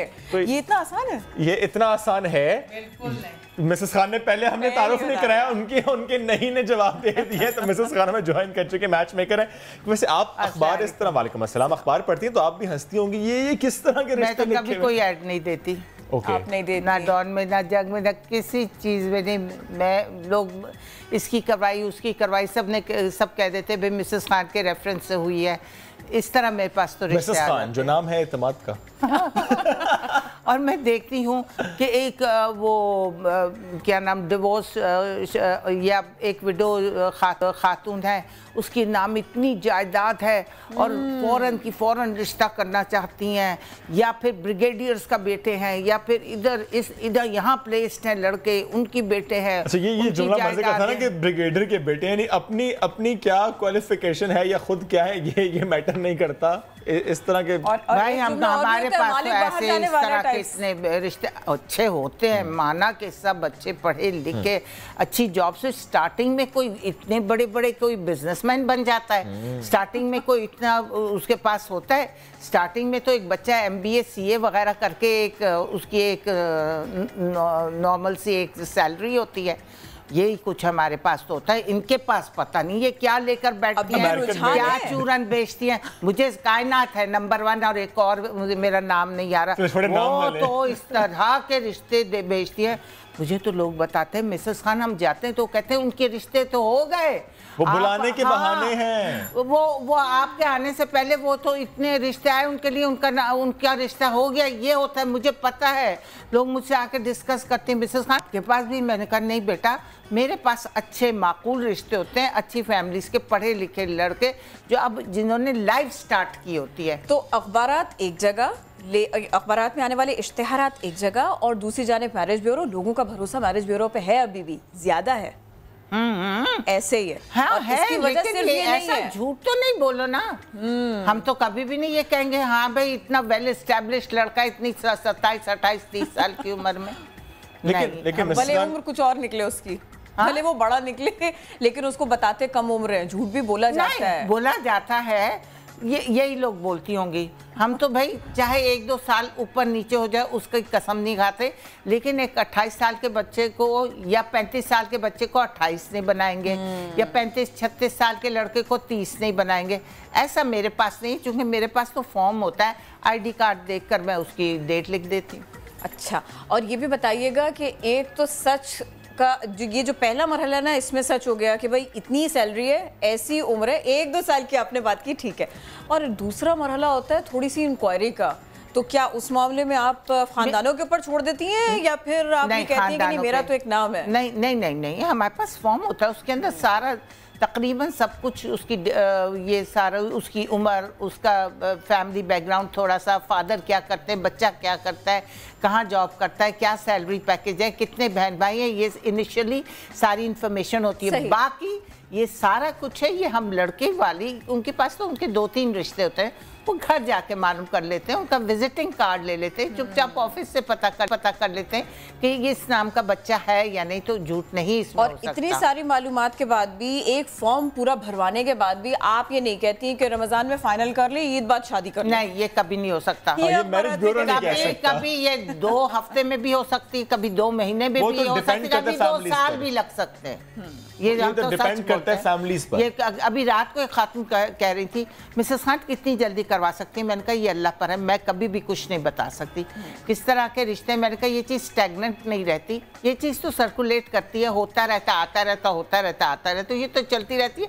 ये कैसे हम कहें ये तो फट, अगर ऐसे रिश्ते हो तो 4 दिन में इतनी लड़कियां होती हैं कि उनका तो 2 दिन भी ना ठहरे, वो तो फौरन शादी हो जाए। सही से। और जिस तरह मिसेस खान आप इश्तिहारों के हवाले से भी जिक्र कर रही हैं कि इश्तिहार नॉर्मली ऐसे होते हैं कि वो सिर्फ अट्रैक्ट करने के लिए होते हैं, ऐसी बातें लिख देना कि सिर्फ आप चले जाएं ताकि लोग आ जाएं, ताकि लोगों को अट्रैक्ट कर लें। नहीं, हमारा तो ऐड ही नहीं आता। आप कोई भी अखबार देख लें, मिसेस खान का कोई ऐड नहीं है। अदरवाइज आप ये कहना चाहते हैं जो ऐड दे रहे हैं वो सब फिर झूठ पर मबनी है? बहुत मैक्सिमम, अदरवाइज जरूरत नहीं पड़ती है। तुम जंग को तो देखें, घर भी दे रहे हैं, कोठी भी दे रहे हैं, जरा सी लंगड़ी है लेकिन सब कुछ दे रहे हैं, सब कुछ कर रहे हैं। अच्छा, एक बात बताइएगा, अभी तक आपने कितने रिश्ते कराए, कितने अरसे से आपका मैरिज ब्यूरो काम कर रहा है? हजारों, हर जगह, अमेरिका, कनाडा, इवन ऑस्ट्रेलिया, यहाँ वहाँ पे भी लोग आपके पास आते हैं, वो ये कहते हैं कि मैं यहाँ कराची में रहती हूँ और मुझे रिश्ता बाहर का चाहिए, अब्रॉड का चाहिए। हाँ, कहती हैं आप कर देती हैं? देखिए जो लड़के बाहर होते हैं उनको तो हम देते हैं रिश्ते, आगे उनका नसीब अगर हो जाए, लेकिन उनको ऑप्शंस भी देते हैं। इट्स नॉट नेसेसरी कि आपका बाहरी हो, आप अपना ऑप्शन खुला रखें। आपका पाकिस्तान में भी हो सकता है, आपका बाहर भी हो सकता है, लेकिन आप अपने दिमाग को खोलें। इतना सा अगर आप रिजिड रहेंगे और इतना रहेंगी तो फिर रिश्ता नहीं हो सकता। ऐसा होता है कि एक फैमिली आई और उन्होंने आपको डिमांड्स की इतनी लंबी लिस्ट पकड़ाई, लेकिन जब आपने थोड़ा सा काउंसलिंग की तो वो थोड़ी लिस्ट छोटी हो गई। ये होता है। समझ जाते हैं। अच्छा, और ये भी बता दीजिएगा कि कुछ मैरिज ब्यूरोज ऐसे हैं, वो कहते हैं इससे पहले कि हम आपकी बेटी या आपके बेटे का रिश्ता लगाएं, कुछ लोगों से आपकी मुलाकात करवाएं, यहाँ जरा रखिए 20, 25 या 15,000 रुपए। हाँ, अच्छा, एक बहुत मजे की बात बताऊं, और ये पैसे भी रिश्ते की एक मिसेस खान है, वो घरों में जाती है। मेरे पास तो खैर टाइम नहीं है रोड नापने का, ना मुझे रास्ते इतना आते हैं। वो कहीं भी हो और कहती PCHS में मिसेस खान की, या कभी असिस्टेंट बन जाती हैं या मेरी कजन बन जाती है, या कहती मैं भी तो टीवी पे आती हूँ। पता नहीं लोग, और फिर लोग बेवकूफ आपकी कोई दूसरी ब्रांच नहीं है, ये वाली मिसेस खान वो घरों में जाके मेरे नाम से रजिस्ट्रेशन करके 10-10, 15-15 हज़ार ले लेती है। कहाँ हो तुम लोग बच्चों, उठो। मिसेस खान किसी के घर ना जाती है ना किसी को भेजती है। अच्छा। Mrs Khan PCHS 5U block 6 में रहती हैं। 34547140। ये है 0307 236 9207 पे होती हैं। ये कौन आपको बेवकूफ़ बना रहा है? हर दूसरे दिन मिसेस खान आपने तो भेज दी थी, हमने रजिस्ट्रेशन करवा दी। मैंने कहा भाई मैं क्यों भेजूंगी किसी को, आप पहले फ़ोन तो कर लेती मुझे। और वो उस औरत के पास 2-3 नंबर है। फिर एक आदमी ने आकर मुझे कहा मेरी बेटी का मैंने करवाया, क्लिफ्टन से आया मिसेस खान, वो तो PCHS से आ गई थी, आप भी तो PCHS संगीन मसला बता रही है। मैरिज ब्यूरोज एक दूसरे का नाम लेके और पैसे बटोर लेते हैं। मैंने उसको फोन किया, उसने मुझे इतनी गंदी नंगी गालियां दी, इतनी गंदी कि मैंने बंद कर दिया। बड़ी फैशन मेरी तरह बाल और ग्लासेस लगा के, खूब लिपस्टिक लगा के गाड़ी में जाती हैं अपने शौहर के साथ। अच्छा जी। अच्छा, और बहुत कमा रही हैं। ओह नो, ऑनेस्टली भाई हम तो आधी फीस लेते हैं, वो हमसे दुगनी फीसें घर से ले आती। कह रही मेरा पेट्रोल भी तो खर्च हुआ है, मैं तो 1 घंटे तक घूमती रही। जो अच्छा काम कर रही है, बाकी कोई मैरिज ब्यूरो अच्छा काम नहीं कर रहा। अच्छा काम क्यों नहीं कर रहा होगा, व्हाई नॉट। बहुत से लोग हैं जो कि देखें, अगर हम 60-70% कुछ ऑथेंटिक सही काम कर रहे हैं, क्या पता हमसे भी बहुत अच्छे होंगे लोग। तो ब्यूरोज आपस में कनेक्टेड नहीं होते, मैरिज ब्यूरोज अलग अलग ही काम कर रहे हैं। आपको पता है एक मैरिज ब्यूरो वाली मिसेस खान, वो मिसेस खान है ही नहीं, वो पहले कराची में थी, एफिलिएटेड विद मिसेस खान इन कराची। तो आप लोग ऐसा नहीं सोचती कि भाई मैरिज ब्यूरो का भी नाम खराब हो रहा है? लोग अखबार के इश्तिहार पे तो भरोसा कर ही नहीं सकते, और अगर कोई किसी का नाम यूज करके रिश्ता लगाएंगी खातून या लगाएंगे मैरिज ब्यूरो, तो वो तो फिर इसका मतलब ये हुआ कि उस रिश्ते पर भी एतमाद नहीं किया जा सकता। भाई लोग तो कोई ना कोई बुरी बात होगी। वो she is a very fast woman, you know, she knows how to manipulate. किस तरह उसको मैनिपुलेट करेंगे, 2-3 उसके पास सेंस है। ये इस किस्म के लोग ना सिर्फ किसी एक शोबे में नहीं है, शहर के शहर, मुल्क के मुल्क ऐसे ही लोगों से ना भरे पड़े हैं कि जो आंख से यूं करके सुरमा चुरा लें। अब जरा हमें ये बताएं कि ये तो बड़ी पुरानी सी बात है कि अगर लड़की को देखना उसकी माँ को देखो। अब जरा हमें आप थोड़ा सा एक अच्छा सा टिप दीजिए, अगर लड़के को देखना हो तो फिर किसको देखें? अच्छा लड़का, अच्छा लड़का इसको देखें, इसको नहीं, पर्स को तो देखें, ये तो बाद में आएगी। उसकी क्वालिफिकेशन देखें, उसकी बातचीत देखें, उसके घर का रख रखाव देखें, मदर को और फादर को ज़रूर देखें, क्योंकि उसका अक्स तो माँ बाप का अक्स तो बच्चों पे पड़ता ही है। जैसे वो उनकी वैल्यूज़ होती हैं, जो घर में तौर तरीक़े होते हैं, जो उनको समझाया जाता है, उस पर भी 50% लोग बच्चे अमल करते हैं। और 50% बच्चे किसको इमिटेट करते हैं? फ्रेंड्स को। फ्रेंड्स को देखकर वैसे बनते हैं। तो फ्रेंड्स में लड़कों को ज़्यादा जाना बंद करें। जो बाहर होटल खुले हुए हैं और ये कुर्सियां लगी हुई होती है 8 बजे के बाद और सिगरेट नोशी कर रहे हैं, सिर्फ चाय भी तो पी रहे होते हैं मिसेस खान। अम्मा अब्बा को पता ही नहीं होता कि सिगरेट में है भी क्या क्या नहीं है। बाहर से मज़े उड़ाकर आते हैं और मुँह हाथ धोकर एक च्युइंगम डालकर ताकि खुशबू ना आए, घर में आके बैठ जाते हैं।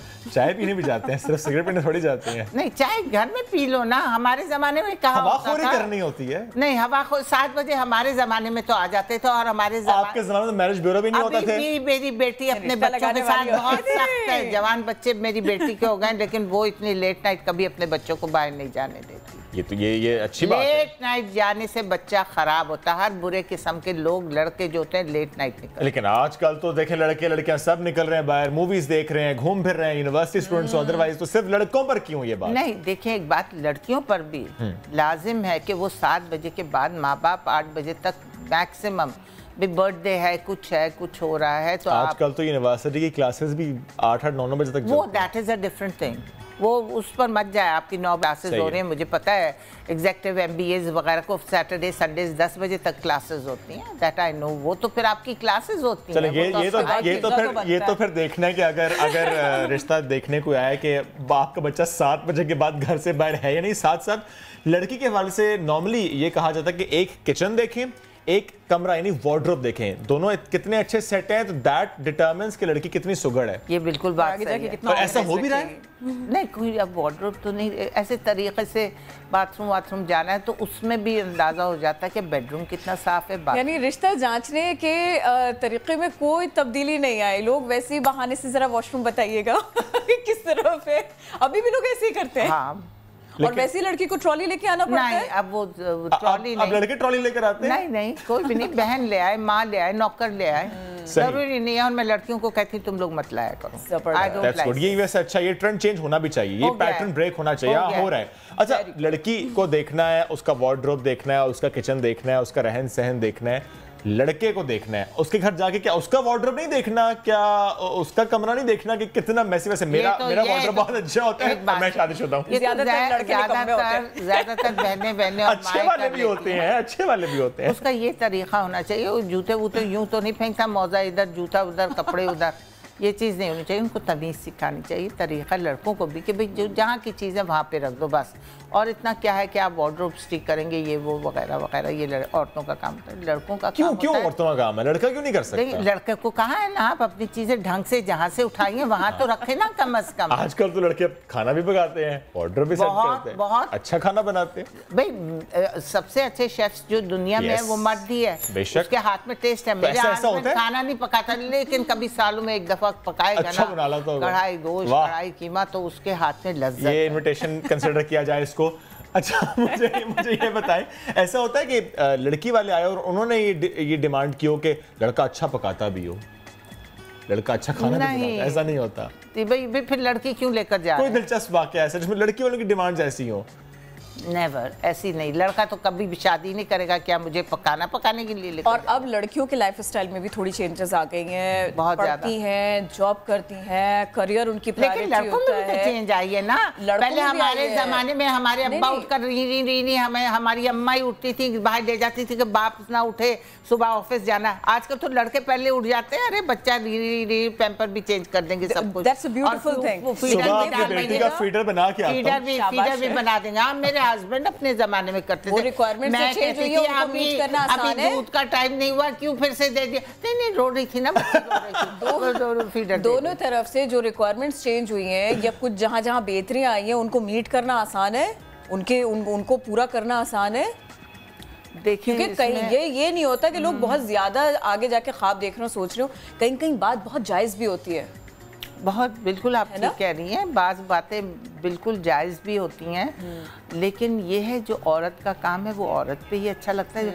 लेकिन जब when you are in problem तो दोनों को साथ मिलकर जितना हो सके मैक्सिमम दोनों मिलकर काम। हाँ, गाड़ी के दोनों पहिए हैं, जब औरत कमा सकती है तो मर्द भी उसको हेल्प आउट कर सकता है in the house, why not.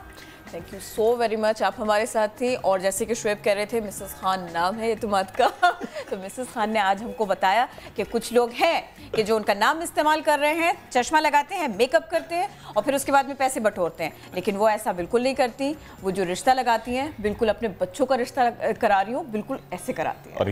वाकई में।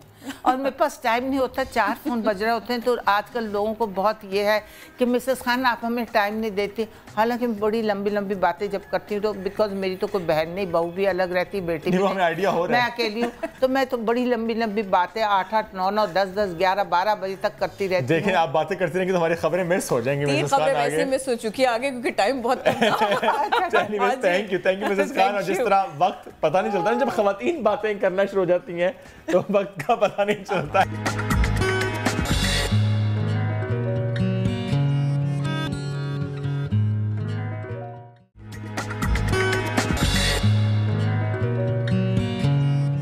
मोबाइल अंदर ना जाए, नकल हो ना पाए, बूटी माफिया मदद ना कर पाए, इस सब के लिए ये सब कुछ किया गया।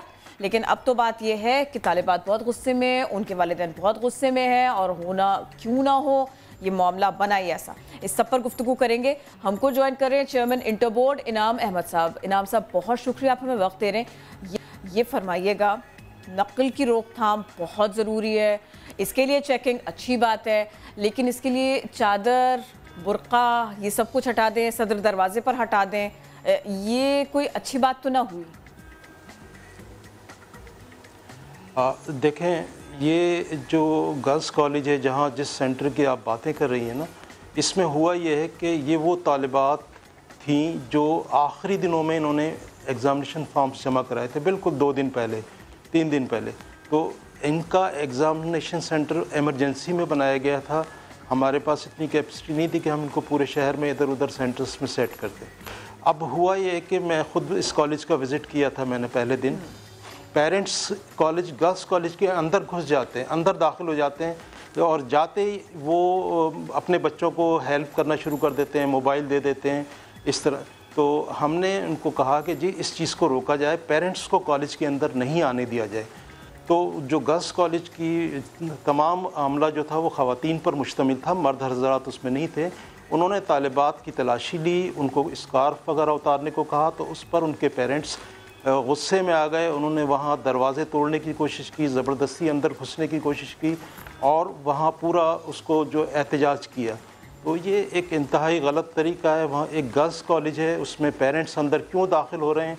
सेक्शन 144 है, पेरेंट्स को अपने बच्चों को कॉलेज के अंदर छोड़ के बाहर खड़ा होना चाहिए। इनाम साहब, और वहाँ की जब हम इनाम साहब ये फरमाइएगा, एक तो ये मामला हो गया कि पेरेंट्स अंदर जा रहे थे, दूसरा मामला ज़रा क्लियर कीजिएगा। आपने खुद भी इस बारे में मालूमात इकट्ठा की, जाके भी देखा, ये जो चेकिंग हुई है ना, ये सदर दरवाजे पर भी हुई है। अगर अंदर हो जाता है तो शायद इतनी बड़ी बात ना होती। नहीं, अंदर देखें, सख्त हिदायत है कि मोबाइल फ़ोन वगैरह या इस टाइप के कोई चीज़ें आप अंदर लेके ना आए। अगर इनको जब अंदर चेकिंग करते हैं तो वो कहते हैं कि जी हम कहाँ लेके जाएं मोबाइल फ़ोन, कहाँ लेके जाएं अपना सामान। इनाम साहब, तो टीचर्स ने ये कहा कि ये जो भी चीज़ें या स्कार्फ आप अभी मुझे उतार कर दिखाइए, ये सदर दरवाजे पर हुआ। अंदर जाकर हो तो वो तो बिल्कुल अलग बात है, मौजूद है ना वहाँ। लेकिन बाहर तो मर्द हैं। जो लड़की घर से बुर्का पहनकर आई है, वो सड़क पे खड़े होकर बुर्का क्यों उतारे? या तो वो ना पहन कर आई होती तो कोई मसला नहीं था। सड़क पे नहीं, गेट के नहीं गेट के ऊपर चेकिंग हो रही थी उनकी, सड़क पे नहीं हो रही थी। ये गलत बयानी कर रहे हैं, ये बिला वजह का जो है ना ये इशू बना रहे हैं। एक्चुअली ये है कि इनकी मर्जी के मुताबिक इनको सेंटर नहीं मिले हैं, इस वजह से ये सब कुछ शोर मचाया जा रहा है। ये आखिरी दिनों में इन्होंने फॉर्म्स जमा कराएं।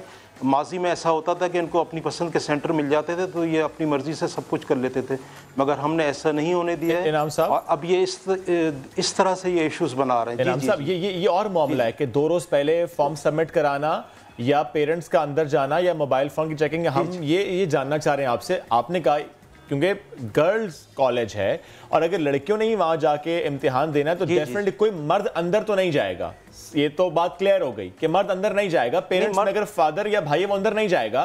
सर, तो अगर अहाते में चेकिंग हो जाती, दरवाजे पर ना होती जहां पर मर्द हैं, जहां पर ना महरम है, तो फिर ये तालिबात, उनके वालिदैन शोर ना मचाते। अगर ये दरवाजे के अंदर होता जहां पर कोई मर्द ना होता।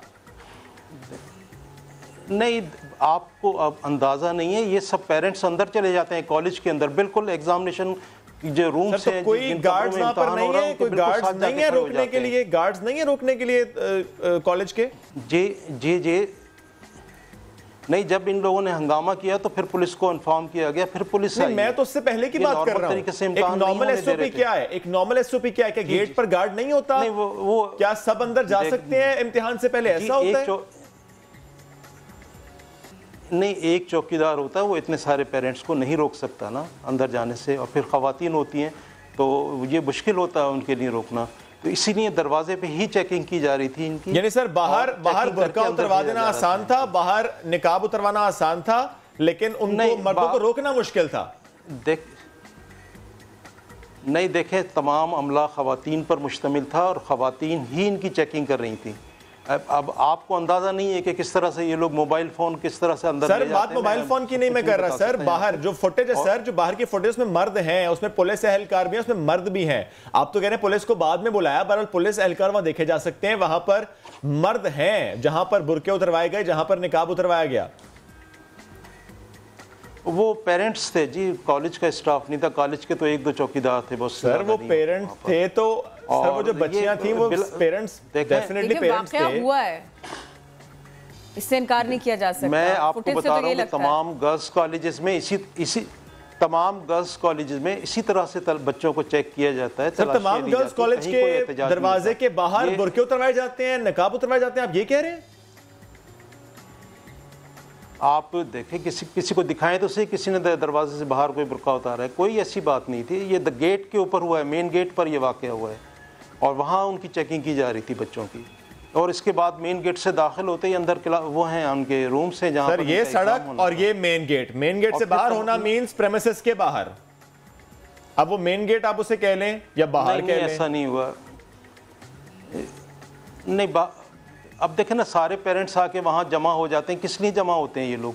अब बच्चों को छोड़ें, अंदर जाने दें, वो इम्तहान देंगे। बड़े बच्चे हैं, कोई छोटे छोटे केजी प्राइमरी के बच्चे तो नहीं है। पेरेंट्स अंदर दाखिल हो जाते हैं, अंदर घुस जाते हैं ज़बरदस्ती और फिर ये कहते हैं कि जी हम इनाम साहब हमें देखिए जी देखिए फुटेज मेरे पास है। जी। बात हमने इस सिलसिले में आपसे सवाल भी पूछ लिए, कर भी ली। अब ये फरमाइएगा कि आइंदा इस किस्म का मामला ना बने, इसके लिए आपको क्या लगता है, आप लोगों को क्या करना चाहिए? एक तो ये कि कॉलेज की जो इंतजामिया उनको मुतहर्रिक होना ही चाहिए, और दूसरे ये कि आप इस मामले को पहले से ही चेक करें। अगर 2 दिन पहले भी एक जगह सेंटर बन गई है, वहां पर इम्तिहानात होने वाले हैं, तब भी इस किस्म के इश्यूज नहीं आने चाहिए। आने वाले दिनों में आप क्या करेंगे? नहीं देखिए, एक तो तमाम जो कॉलेजेस हैं ख़ुसूसन उनके जो प्रिंसिपल्स हैं उनको हिदायत है कि वो अच्छी तरह से बच्चों को चेकिंग करके अंदर जाने दें, क्योंकि अगर हमारे मोहतरम वज़ीर तालीम साहब ने भी ये फरमाया कि अगर किसी बच्चे के पास भी मोबाइल फ़ोन या इस टाइप की चीज़ें पाई गई तो वहाँ उन प्रिंसिपल्स के ख़िलाफ़ एक्शन लिया जाएगा। तो इसलिए ये सख्ती तो की जाएगी, चेकिंग की जाएगी। इसमें कोई आप देखें इशू जब बनता है जब कोई मर्द हजरात वहाँ ख़वातीन की तलाशी ले रहे होते हैं, ख़वातीन एतराज़ यही है कि जो लड़की घर से बुर्का करके आई है, चेहरा ढांप कर आई है, बाल ढांप कर आई है, वो एक से जायद आदमियों के सामने अपना बुर्का उतारने पर मजबूर है, क्योंकि उसको कहा जा रहा है अगर इम्तिहान अंदर जाके देना है तो चेकिंग करा के जाओ। देखिए, मैं चाह ये रही हूँ कि ये दोबारा से ना हो ये सब कुछ, और मैं ये चाह रही हूँ कि आप इस मामले को जरा बारीकी से देख लें, वहाँ के प्रिंसिपल से बात कर लें, वहाँ की इंतजामिया से बात कर लें। नहीं, हमारी बात हुई है, हमने उनको हिदायत भी दी है। हमने कहा अब अपने इंतजामात को बेहतर बनाइए और इंशाल्लाह कोशिश होगी कि इंशाल्लाह इस तरह के वाक़यात ना हो सर। क्योंकि मगर ये है कि देखें, ये मैं जो बात बता रहा हूँ ना, जी मैं जो बात आपको बताना चाह रहा हूँ ना कि ये वो तलबा और तालिबात हैं जो इम्तहान से 2 दिन या 3 दिन पहले सर ये और मामला है सर, ये और मामला है सर। मैं जानना मैं ये बात करना चाह रहा हूँ सर, आप रेलवे स्टेशन जाएं, आप एयरपोर्ट जाएं, आप किसी बस अड्डे पर जाएं, आप किसी इदारे में जाएं, अगर किसी खातून की चेकिंग करनी होती है, एक बूथ बना होता है, कवर्ड एरिया होता है, वहां पर खातून जाते, चेकिंग होती है, आगे चली जाती है। ऐसी चेकिंग हो जाए स्कूल के गेट के भले बाहर हो जाए, लेकिन वो एक कवर्ड जगह हो ताकि तकद्दुस पामाल ना हो, इतनी सी बात है। देखें, ये गर्ल्स कॉलेज है, ये कोई मतलब ऐसी जगह नहीं है कि जहाँ मर्द हज़रात होते हैं, कोई ओपन जगह। बद इंतजामी तो है भाई। अब देखें ना, पेरेंट्स आ जाते हैं, वो आके शोर करते हैं, वो कहते हैं कि जी ये आप देख रहे हैं तस्वीर में कितने पेरेंट्स जमा हैं यहाँ पर। इनको ये बेटी को छोड़ने आने हैं सर, बेटी को छोड़ने आने हैं, अकेले तो नहीं भेजेंगे ना सर, पेरेंट्स तो साथ आएंगे सर। क्या क्लासरूम तक छोड़कर आएंगे? सर गेट तक ही छोड़ेंगे, उनको वहां तक रोकना तो सर इंतजामिया का काम है सर। अगर आपको बाद में पुलिस बुलाने, आप पहले से गार्ड्स का इंतजाम करने, आप तो एंटिसिपेट कर रहे हैं, आप तो कह रहे हैं कि 2 दिन पहले फॉर्म जमा कराए, आप कह रहे हैं ये मोबाइल फोन लाते, आपको मालूम था तो पहले से इंतजाम क्यों नहीं था? नहीं, इंतजाम किया है ना हमने सर, नजर आ रहा है। अब चेकिंग तो होगी ना इनकी। आप ये चाहते हैं कि किसी नहीं, ये नहीं है कि उनकी चेकिंग नहीं हो, बात ये है कि जब हम ये आपसे कह रहे हैं कि उनकी चेकिंग हो और कम अज कम एक कोई मकाम होता कोई वहां पर तंबू ही लगा देते, एक टेंट छोटा सा लगा देते, वहां पर कर लेते, यूं खुलेआम इस तरह से किसी लड़की को अपना स्कार्फ ना उतारना पड़ता। आप कह रहे हैं कि वहां पे उनके पेरेंट्स हैं, वहां पे सिक्योरिटी एहलकार भी हैं। जो लड़की पर्दा कर रही है, जिसके माँ बाप उसको पर्दा करा रहे हैं, जिसके घर में नकाब ओढ़ा जाता है, उसके लिए ये बात इंपॉर्टेंट है। नहीं देखें, हमने उनको अभी ऐसी बात नहीं, हमने कॉलेज इंतजामिया को कहा है कि आप एहतियात रखें और ठीक है इस तरह से ना। सर ये बात है सर कि आपने कहा है, सर ये बात हम कर रहे हैं कि आपने कहा है, आपने इसको नोटिस लिया है और आप इसको देख रहे हैं, that is the important thing. बिल्कुल कहा है, सही, ताकि आइंदा ऐसा कुछ ना हो, ऐसा इंतजाम हो। मैं नहीं इंशाल्लाह ऐसा नहीं होगा। इंशाल्लाह ऐसा नहीं होगा और कोशिश करेंगे हम एहतियात करनी चाहिए। बहुत शुक्रिया नाम है जी जी। दूसरी बात यह है कि ये सारा जो शोर मचाया जा रहा है, ये नकल से रोकने पे मचाया जा रहा है, पर्दे का कोई इशू नहीं है इसमें। ये सर आपका मौक़िफ़ था कि पर्दे का इशू नहीं। बहरहाल तालिबात ने एहतजाज किया, उनके वालिदैन ने एहतजाज किया, तो उनकी बात करनी भी बहुत ज़रूरी है। बहरहाल आपने साथ ये भी कहा कि आद की जाएगी, इंतजामिया को भी ऐसा कहा गया ताकि आइंदा ऐसा वाक़या ना हो, ताकि तालिबात एहतजाज ना करें। लेकिन नकल रोकना भी जिम्मेदारी है इंतजामिया की, बोर्ड्स की। लेकिन इस सवाल से कहा जाता है कि तमाम बोर्ड्स नाकाम हो चुके हैं। सर बहुत शुक्रिया, साथ आप मौजूद थे, इस सिलसिले में गुफ्तगू कर रहे थे। तो नकल की जिम्मेदारी इनके ऊपर भी आयद होती है और कहीं ना कहीं पेरेंट्स के ऊपर भी आयद होती है। अगर ये बहाना बोर्ड को मिल रहा है कि ये वालिदैन थे, उनकी वजह से गड़बड़ हुई थी, तो वालिदैन को खुद भी इसे देखना चाहिए। यूँ भी अगर आप अपने बच्चे को सिखाएंगे कि नकल ना करना, वो नहीं करेगा। अगर माँ बाप ये कह देंगे कि नकल नहीं करनी चाहिए और जब हो रही हो, मौका मिल रहा हो, तो पीछे नहीं रहना चाहिए, फिर तो कुछ नहीं हो सकता, फिर तो तबाही ही तबाही है। अब जरा हम तबाही की बात कर लेते हैं। मॉनसून अभी आया नहीं, लेकिन तबाही आ गई। अप्रैल में बरसने वाली तूफानी बारिशों ने सब कुछ उजाड़ के रख दिया। पंजाब भर में हजारों एकड़ पर फैली फसल तबाह होकर रह गई। बिल्कुल, और हम देख रहे हैं कि 100 से जायद घर भी गिर गए, मुख्तलिफ हादसा हुए जिनमें दर्जनों इंसानी जानों का ज़िया हुआ। मॉनसून से पहले तूफानी बारिशों ने तबाही मचा दी, फसलें बह गईं, छतें गिर गईं, कई इंसानी जानें ज़ाया हो गईं। नेशनल डिजास्टर मैनेजमेंट अथॉरिटी के मुताबिक मुल्क के मुख्तलिफ हिस्सों में बारिशों से दर्जनों अफराद जाँ बहक और 150 से ज्यादा अफराद जख्मी हो गए। 100 से ज्यादा घरों को नुकसान पहुंचा। तूफानी बारिशों ने गंदम और मकई समेत 35,000 एकड़ पर फैली फसलों को तबाह कर दिया। वजीर ज़राअत पंजाब के मुताबिक सर्वे के बाद किसानों के नुकसान का अजाला किया जाएगा, जबकि इस्लामाबाद में हालिया बारिशों के बाद पैदा होने वाली सूरत हाल पर इजलास भी बुलाया गया, जिसमें महकमा मौसमियात ने ब्रीफिंग देते हुए बताया कि इस्लामाबाद में सैलाब और तूफान का कोई खतरा नहीं है। और चीफ मेट्रोलॉजिस्ट लाहौर डॉक्टर अजमत हयात साहब हमें ज्वाइन करें, उनसे बात करेंगे। सर वेलकम टू नया दिन। हम देख रहे हैं स्पेसिफिकली जनूबी पंजाब की अगर हम बात करें, वहां पर हमने देखा किस तरीके से मानसून से पहले जो बारिशें उन्होंने तबाही मचाई है। तो आगे के हवाले से क्या प्रेडिक्शन है सर? अभी तो मानसून नहीं स्टार्ट हुआ और इतनी बारिशें अगर होंगी, फसलों के हवाले से हम क्या उम्मीद रखें, कितनी तबाही होगी और अदरवाइज भी? ये जो करंट रेनफॉल सिस्टम है, ये सिर्फ अप्रैल में नहीं, पूरे विंटर में ही काफ़ी अच्छी बारिशें हुई अक्रॉस दी कंट्री। और ये करंट विंटर का एवरेज से ज़्यादा बारिशें होना ये एक्सपेक्टेड था। इस साल के एवरेज से ज़्यादा बारिशें होंगी।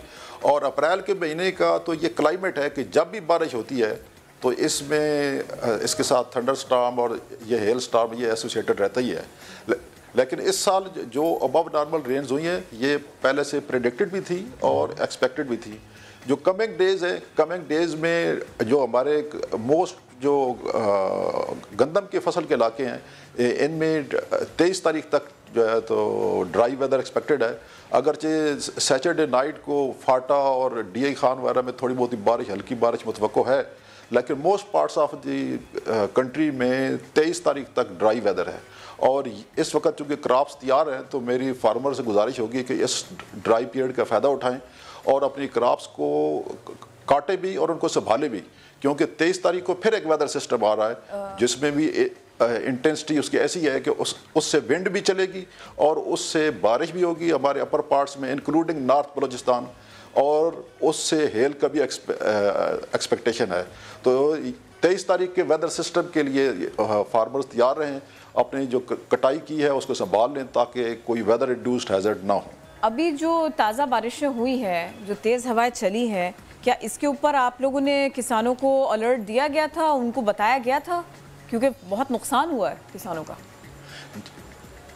जी, अब जो प्रेडिक्शन है जी, प्रेडिक्शन हमने राइट जो हम हर महीने एक अपडेट देते हैं नेक्स्ट 3 मंथ की। इस दफ़ा भी 1 अप्रैल से ही हमने जो 3 महीने की जो प्रेडिक्शन है अप्रैल मई जून की, वो हमने की है और इसको अपने अक्रॉस द टेबल जहाँ जहाँ हमारी असेस हो सकती है हमने वहाँ भेजा है। बेसिकली जैसे आज आपने मुझे ऑनलाइन किया है, हमारी ये मीडिया से स्पेशल रिक्वेस्ट, क्योंकि मीडिया ही बेस्ट प्रोसीजर है पब्लिक तक पहुंचने का। तो अगर मीडिया हमें इस तरह रेगुलर हमारी इंफॉर्मेशन को एंड यूज़ तक पहुंचाता रहे, तो मेरा नहीं ख्याल कि कोई बंदा इस इंफॉर्मेशन से पीछे रह जाए, क्योंकि आजकल weather prediction it is not the issue. जो कम्युनिकेशन गैप है ये यकीनन है, इस बारे में कुछ लोगों तक इंफॉर्मेशन पहुंच जाती है, कुछ तक नहीं पहुंच पाती, लेकिन जो प्रिडिक्शन ऑफ द सिस्टम्स है वो बहुत ही अब state of the art system आ गए हैं। तो ये अब इस बारिशों से लगा नहीं, इन बारिशों से लगा नहीं कि state of the art system आ गए, क्योंकि बहुत सारे किसान ये कह रहे हैं हमको अगर पता होता तो हम कुछ ना कुछ तो सेव कर लेते अपनी फसल। जी, कम्युनिकेशन गैप यकीनन हो सकता है, लेकिन जो प्रेडिक्शन है, कम्युनिकेशन गैप यही है कि जी जो फोरकास्ट हमने इशू की वो अगर किसी तक नहीं पहुंची तो दैट इज ये कम्युनिकेशन गैप है। लेकिन जो इवन अगर आप जो पीडीएम में बलूचिस्तान है उसकी अगर आप जो उनका एक व्हाट्सएप ग्रुप है उसमें भी देखें तो ये 14 और 15 तारीख को जो ये उसमें भी इंफॉर्मेशन अवेलेबल थी कि जी हेल स्टॉर्म डिफरेंट पार्ट्स में इंक्लूडिंग जो हमारे साउथ पंजाब और नॉर्थ पंजाब ये डिवीजन वाइज इंफॉर्मेशन अवेलेबल है। प्रेडिक्शन थी but communication Balochistan is the issue. जी, कम्युनिकेशन गैप यकीनन इशू है। तो सर अब कम्युनिकेशन गैप ना हो, अब कम्युनिकेशन गैप ना हो, इसके लिए अब जिस आप कह रहे हैं media that's why we are talking about it. अब 23 को आप कह रहे हैं कि 23 को एक नया सिस्टम जो है वो फॉर्मेट हो रहा है और उससे भी बारिशें होंगी और इस तरह गस्ट इवेंट्स होंगी। स्पेसिफिकली सर कौन कौन से इलाके होंगे जो ज़्यादा मुतासर हो सकते हैं, सो दैट जो वहाँ का किसान है, जो वहाँ पे जो लोग हैं वो प्रिकॉशनरी मेजर्स ले सकें? जी, आप तक हम जो इन्फॉर्मेशन है जी ये डिस्ट्रिक्ट लेवल, डिस्ट्रिक्ट वाइज भी और डिवीजन वाइज भी हमारी वेबसाइट पे ये डिटेल आ जाती है। अगर आप वहाँ से ये इन्फॉर्मेशन डिस्ट्रिक्ट वाइज पिक करके तो और डिवीजन वाइज पिक करके अगर आप अपनी पट्टी चलाते रहेंगे तो मेरे ख्याल में ये ज़्यादा इफेक्टिव होगा। लेकिन अभी मैं बता देता हूँ कि ये जो नॉर्थ बलूचिस्तान के जो रीजन है जैसे कोयटा, उसके बाद खुजदार, ये जो जोब का इलाका है, शेरानी का इलाका है, ऊपर डीए खान का इलाका है, केपी के पूरा जो केपी का जो रीजन है, अपर पार्ट्स ऑफ द पंजाब जो है और ये इंक्लूडिंग लाहौर, इनमें जो है तो कश्मीर का रीजन है, ये अपर पार्ट्स ऑफ कंट्री सारे इसमें शामिल हैं। मैं इस छोटी सी नशिस्त में सारी डिटेल आपको शायद ना दे सकूं, लेकिन हमारी वेबसाइट पे ये डिवीजन वाइज इंफॉर्मेशन आपको मिलेगी। वेबसाइट पर अवेलेबल है, मीडिया के थ्रू आप कह रहे हैं कि हम पट्टियां चलाएं। साथ ही मैं ये भी जानना चाहूंगा जो किसान सुबह से लेकर शाम तक खेत में है उस तक ये इन्फॉर्मेशन कैसे पहुंचेगी? अगर वो मीडिया नहीं देख रहा, वो वेबसाइट नहीं देख रहा, इंतजामिया को ऑनबोर्ड कैसे लेते हैं? क्योंकि व्हाट्सएप ग्रुप्स तो एक्टिव हैं बट किसान व्हाट्सएप यूज नहीं कर रहा, उस तक इन्फॉर्मेशन कैसे पहुंचती है? कोई मैकेनिज्म ऐसा है जो आप फॉलो करते हैं? जी, रेडियो इसमें अवेलेबल है जी। रेडियो अब किसान को भी चाहिए कि वो अगर वेदर इंफॉर्मेशन उसको अफेक्ट करती है तो जैसे मुझे पानी की ज़रूरत है तो मुझे अगर 10 शॉप हैं, 10 शॉप में एक शॉप पे पानी अवेलेबल होता है, I search for it and go two by it. तो जब अगर एक चीज़ मुझे रिक्वायर्ड है, मुझे तकलीफ़ दे रही है, तो मेरा भी काम बनता है कि मैं मुतलका इन्फॉर्मेशन को जहाँ उसके मिलने के चांसेस हैं मैं वहाँ पे जाऊँ।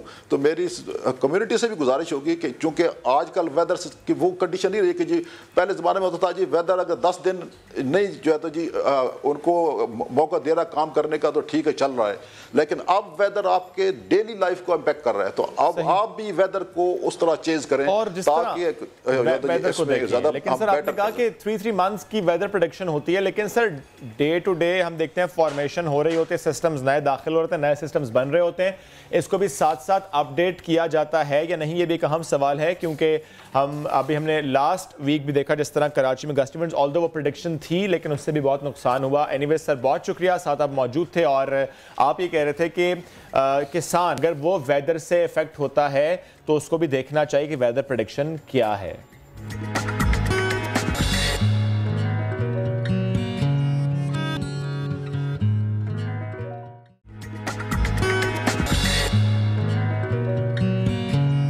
पाकिस्तान में सिगरेट पीने वालों की तादाद बढ़ने लगी और तो और खवातीन भी अब ज्यादा सिगरेट पीने लगी हैं। मर्द के मुकाबले में खवातीन के सिगरेट पीने का तनासुब 50% है। कैसे ये मुझे समझाएं? अगर किरण 100 मर्द सिगरेट पीते हैं तो उसके मुकाबले में 50 खवातीन भी सिगरेट पीती हैं और इनमें यूनिवर्सिटीज की तालिबात ये सबसे ज्यादा हैं। ये कहना है पाकिस्तान हार्ट एसोसिएशन का और उन्होंने कुछ मुतालबात भी किए हैं कि अगर इसे रोकना है, इस मामले को रोकना है, इस मामले को देखना है तो सिगरेट के पैकेट्स जो है उन पर टैक्स बढ़ाया जाए ताकि ये मामला रुक जाए। फिर सिर्फ खवातीन नहीं, मर्द भी जो सिगरेट कंज्यूम करते हैं उनकी तादाद में कमी आ सकती है अगर ये टैक्स बढ़ाया जाएगा इस पर।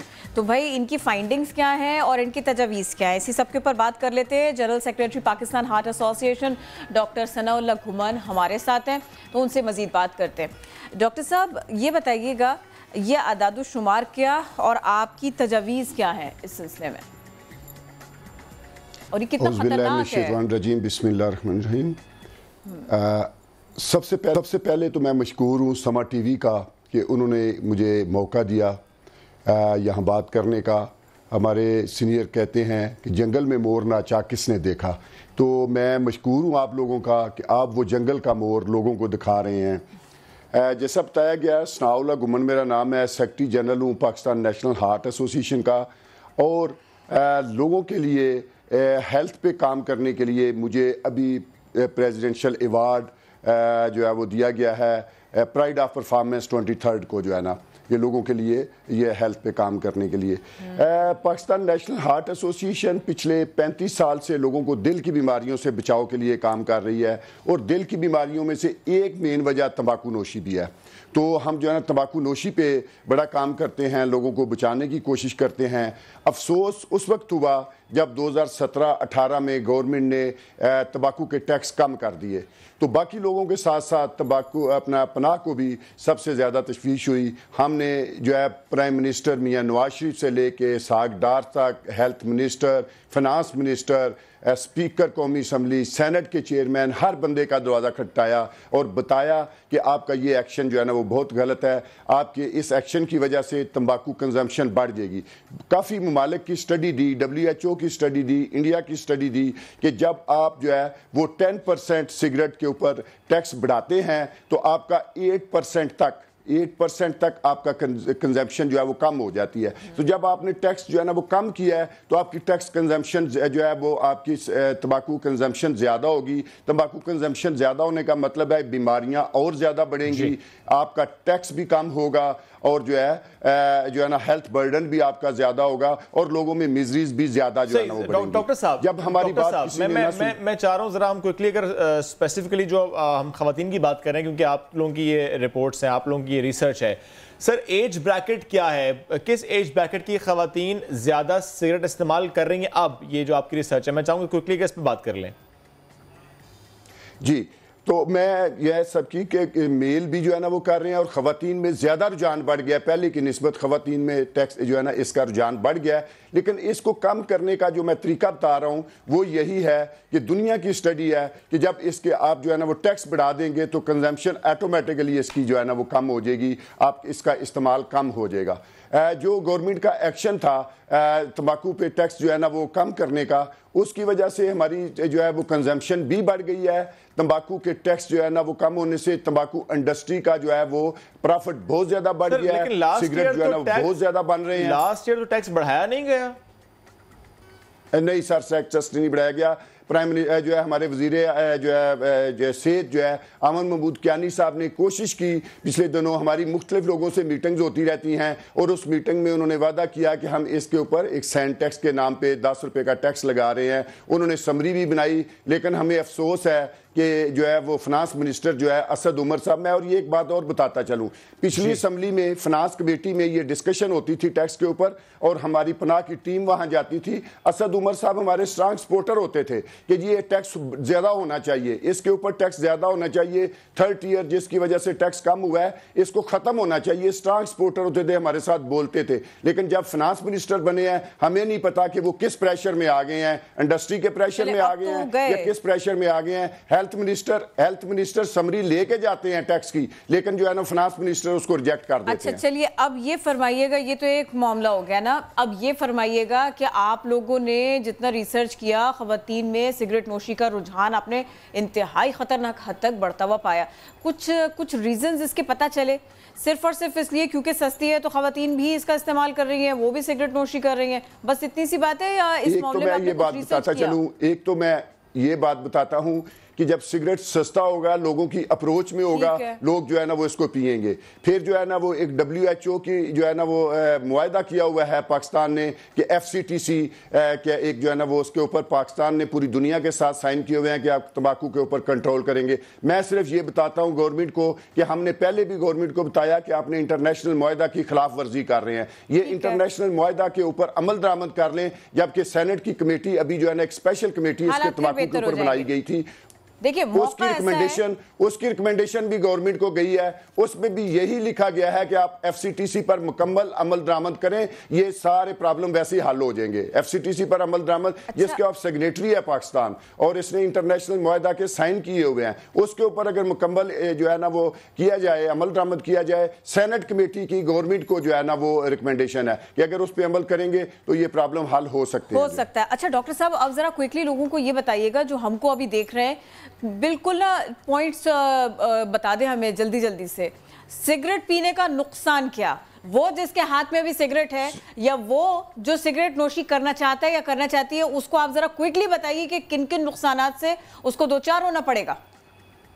मैं एक इससे आगे की बात बताता हूं कि वो उनको तो हार्ट प्रॉब्लम भी होंगे, लंग्स प्रॉब्लम भी होंगे, कैंसर भी होगा, TB भी होगी, सारे प्रॉब्लम होंगे। लेकिन अफसोस की बात उन लोगों के लिए जो सिगरेट नहीं पीते, इनके धुएं की वजह से उनको भी ये प्रॉब्लम उतना ही हो रहा है जितना कि इनको पीने वालों का हो रहा है। पहले फर्स्ट हैंड और सेकंड हैंड होती थी कि आप कोई सिगरेट पी रहा है तो उसके धुएं की वजह से दूसरे बंदे को जो है ना वो बिल्कुल सेम बीमारियां, सारी बीमारियां उसको ट्रांसफर हो रही हैं और तकरीबन 80% बीमारियों की जड़ जो है वो तंबाकू नोशी है। अभी नई रिसर्च चाहिए थर्ड हैंड स्मोकिंग कि अगर आपके कमरे में कुछ सिगरेट पी के चला गया, आपकी गाड़ी में कुछ सिगरेट पी के चला गया, वो आपके सामने नहीं पी रहा, वो सारे केमिकल वहां छोड़ गया है, आपके कमरे में छोड़ गया है, आपकी गाड़ी में छोड़ गया है, आपके घर में छोड़ गया है। जब आपके बच्चे वहां जो है वो सांस लेंगे, आपके घर वाले सांस लेंगे, उनको भी वो सेम जो है ना वो बीमारियां जो है ना वो लगेंगी, सारे केमिकल वो जो है ना वो भी जो है ना एनहांस करेंगे। अफसोस की बात कि पीने वाला अपना नुकसान कर रहा है, लेकिन उसके अलावा कितने लोगों को जो है ना हम नुकसान दे रहे हैं, अपने आसपास के लोगों का भी नुकसान कर रहे हैं। सर बहुत शुक्रिया साहब मौजूद है। जिस तरह आप कह रहे हैं कि अगर बढ़ाया जाएगा तो सिगरेट की कंजम्पशन कम होगी, इसके साथ साथ अगर 48 रुपए मुकर्रर है सिगरेट की कीमत यानी पैक की कीमत, लेकिन देखते हैं कुछ ऐसे इदारे हैं जो कि सस्ती सिगरेट बेच रहे हैं, उसमें स्पोर्ट्समैन की तस्वीर लगा रहे हैं, उसको इतना हाईलाइट करें, इससे भी कंजम्पशन बढ़ती जाती है चाहे मर्दों में या खवातीन में। तो इसको भी देखना चाहिए क्योंकि हेल्थ रेगुलेशन SRO है लेकिन उस पर इंप्लीमेंटेशन नहीं हो रहा और इसीलिए तो आज हमको ये सारी बात करनी पड़ी। लेकिन जल्दी जल्दी से आगे बढ़ना पड़ेगा। एक और खबर मैं आपको दे देती हूँ, दिल टूटता है तो सब कुछ टूट फूट जाता है। मलेशिया में ऐसे ही हो गया, एक शख्स ने अपार्टमेंट को ज्यादा पुरतायुश न बनाए जाने पर सब कुछ तोड़ के रख दिया और ये सारी वीडियो इंटरनेट पर वायरल हो गई, लोग बहुत देख रहे हैं। पागल, कितना पागल शख्स है, मतलब यार नहीं पसंद है तो क्या तोड़ने से ठीक हो जाएगा? नहीं, उन्होंने कहा कि मुझसे वादा किया गया था कि इसको लग्जरियस बनाया जाएगा, अब ऐसा नहीं किया गया है तो भुगत तो। अरे भाई अपार्टमेंट के लिए इसको जो है ना इसका दिमागी तवाज़ुन ठीक नहीं है। नहीं मेरा ज़ाती ख्याल है यार, मतलब तोड़ने से क्या ठीक हो जाएगा अपार्टमेंट? क्या ठीक अच्छा बन जाएगा? दिमागी तवाज़ुन बिल्कुल ठीक है। ये देखिए उन्होंने सेफ्टी मेजर्स पूरे लिए हुए हैं, हेलमेट भी पहना है, खुद को पूरा कवर रखा है। इन्होंने इस सब के लिए इस ऑपरेशन तोड़ फोड़ के लिए इन्होंने ना स्प्रे पेंट का भी इस्तेमाल किया, हथौड़ी का भी इस्तेमाल किया, और इससे पहले इन्होंने डट के खाना भी खाया। अच्छा यार, अगर तोड़ने फोड़ने का शौक ही था तो कराची आ जाते, तजावुजात के खिलाफ ऑपरेशन में हम आपको जॉब दे देते, फिर पैसा और बना सकते थे आप, अगर जॉब मिल जाती आपको। एनीवेज, एक और खबर शामिल करते हैं, बड़ी इंटरेस्टिंग सी खबर है। वैसे 5 सीटर जब हम कहते हैं तो किरण फौरन ख्याल तो गाड़ी का आता है, ऐसा ही है, लेकिन अगर 5 सीटर जहाज हो तो क्या ही बात है, सफर करना है। 5 सीटर्स उड़ता हुआ दिखाई देता। ये देखिए तो सही, आप हम दिखा रहे हैं विजुअल्स इसके। अरे वाह, सबसे छोटा जहाज है ये, और पोलैंड की फजाओं में पहली उड़ान भरी। हाँ, मुन्नू जहाज, बिग्गू जहाज नहीं है ये। और छोटा सा जेट तैयारा 1 मिनट में 5900 फीट बुलंदी पर पहुंच सकता है। 700 किलो वजनी जहाज है जिसमें 5 अफराद सफर कर सकते हैं। वाओ, और ये बेसमेंट में आ सकता है आपके घर के, और रनवे कहाँ से लाऊंगी मैं। फैसलाबाद के शहरी ने दुनिया का सबसे तवील कुरान पाक लिखने का दावा कर दिया। 3125 फीट तवील कुरानी नुस्खे को 1 साल में हाथ से तहरीर किया गया। 150 किलोग्राम वजनी इस नुस्खे को शब रोज़ मेहनत के बाद तैयार किया गया। इम्तियाज़ हैदर, इनका ये दावा है कि ये दुनिया का तवील तरीन कुरान पाक है, और इसमें प्रिंटिंग का सहारा बिल्कुल नहीं लिया गया है। इसकी किताबत उन्होंने खुद की है, अपने हाथों से की है। तो इसी के ऊपर बात कर लेते हैं, वो हमारे साथ भी। इम्तियाज़ हैदर साहब, अस्सलाम वालेकुम, कैसे हैं आप? ये फरमाइएगा, आपने ये इतना प्यारा जो काम किया, इसमें किसी की मदद भी थी आपको मैसर, या आपने कहा मैं सब कुछ खुद करूँगा? वालेकुम सलाम जी। जी, इस काम को मैंने अल्हम्दुलिल्लाह खुद ही अपनी ज़िम्मेदारी के साथ इसको किया है। इसके अंदर किसी की हेल्प नहीं है, और इसको 1 साल का अल्हम्दुलिल्लाह अरसा लगा है, और 1 साल के अरसे की शब रोज़ मेहनत के बाद इसको अल्हम्दुलिल्लाह कंप्लीट किया गया है जी। सही। और चूंकि आप ये क्लेम कर रहे हैं कि ये तवील तरीन कुरान पाक का नुस्खा है, तो शेयर कीजिएगा इससे पहले जो रिकॉर्ड है वो कितना है? हाँ, इसका जो है ना, ये पहले जो रिकॉर्ड है वो ऑलरेडी आपको गूगल पे बासानी मिल जाएगा, गिन्स में बासानी मिल जाएगा। वो मिस्र के साद मोहम्मद साहब हैं, सही, उनका जो है ये 2300 फुट का लंबा तवील तरीन कुरान शरीफ है। ये उनके पास, मिस्र के पास पहले ये आलमी रिकॉर्ड मौजूद था। और ये जो हमारा नुस्खा है पाकिस्तानी, अल्हम्दुलिल्लाह ये 3125 फुट इसकी लंबाई में ये कुरान शरीफ है, और इसके 4 कलर में है ये, और इसकी 3 इंच की एक सतर मुबारक है। तो इसलिए ये दुनिया का तवील तरीन जो है ये कुरान शरीफ अल्हम्दुलिल्लाह बफज़ल ताला ये बन जाता है। इसलिए इस बेस पे हम कह रहे हैं कि ये दुनिया का सबसे तवील तरीन जो कुरान शरीफ है ये अल्हम्दुलिल्लाह ये मेड इन पाकिस्तान है, ये पाकिस्तानी है जी। और कितने वक्त में आपने ये तैयार किया? कितना दिन आपने कितना इस पे सर्व किया कि मुझे इसको मुकम्मल करना है? और ये भी बताइएगा कि इस दरमियान थोड़ी बहुत कहीं ना कहीं दिक्कत तो आई होगी, खाना खाना है, पानी पीना है, उठ के जाना है, सोना है, मुझे इस सब का ख्याल रहा बीच में? जी बहन जी, बिल्कुल ऐसे ही है। 1 साल का इसके अरसा लगा है। आपने सुना होगा बुजुर्गान दीन इबादत करते हैं, वो इबादत के दौरान अपनी इबादत गाह में रहते हैं, जिसे आमतौर पे चिला कहा जाता है। तो इसी तरह का ये एक साल का चिला था। इसमें जो है एक जिस कमरे में इस वक्त मैं बैठा हुआ हूँ, यही मेरा हुजरा इत्काफ चिला था। इसी के अंदर मैंने सोना होता था, इसी के अंदर मैंने खाना होता था, इसी के अंदर नमाज़ पढ़नी होती थी। सुबह जो नमाज जो होती हैं जमात के साथ पढ़नी होती हैं, जुमे की नमाज या 1-2 नमाज जो है मस्जिद में अंदर, तो उसी के लिए मैं इसको बाहर निकलता था। और जहाँ तक मेरी बहन ये बात कर रही हैं खाने की, तो खाना फिर ज़ाहरी बात है, इस तरह की सख्त इबादत में जो इंसान को एक शेड्यूल मरतब करना पड़ता है कि इस हिसाब से खाना और इतना खाना है, ताकि ना वज़ू जो है वो कायम रहे और बंदा इसको अच्छे तरीके के साथ इसको लिखता रहे जी। सही। और इम्तियाज़ साहब, स्याही कौन सी आपने इस्तेमाल की? ये जो ये पेपर है, फैब्रिक है, ये क्या है जिस पर आपने ये तहरीर किया?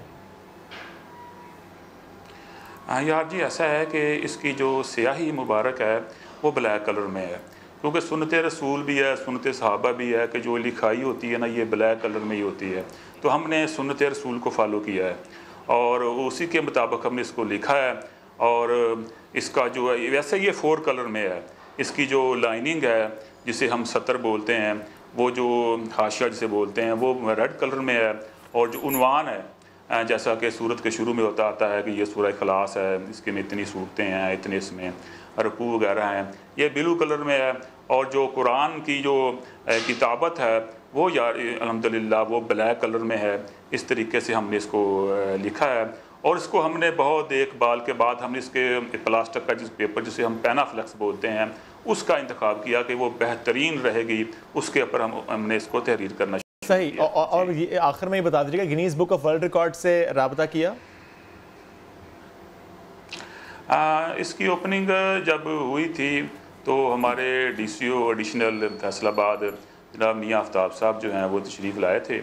उन्होंने कहा था कि हम इसको सिटी लेवल पे इसको लेके जाएंगे और फिर हम इसको Guinness book of world record वालों को बुलाएंगे। मैं तो फ़कीर दरवेश आदमी हूँ और अल्लाह अल्लाह करना मेरा काम है। तो ये जो अरबाब इख्तियारात हैं इन्हीं का ये काम है, यही इंशाल्लाह ताला इसको ये इंशाल्लाह करेंगे और इसको सही लेके आगे। सही। बहुत शुक्रिया हैदर साहब, आप साथ मौजूद थे, बहुत शुक्रिया।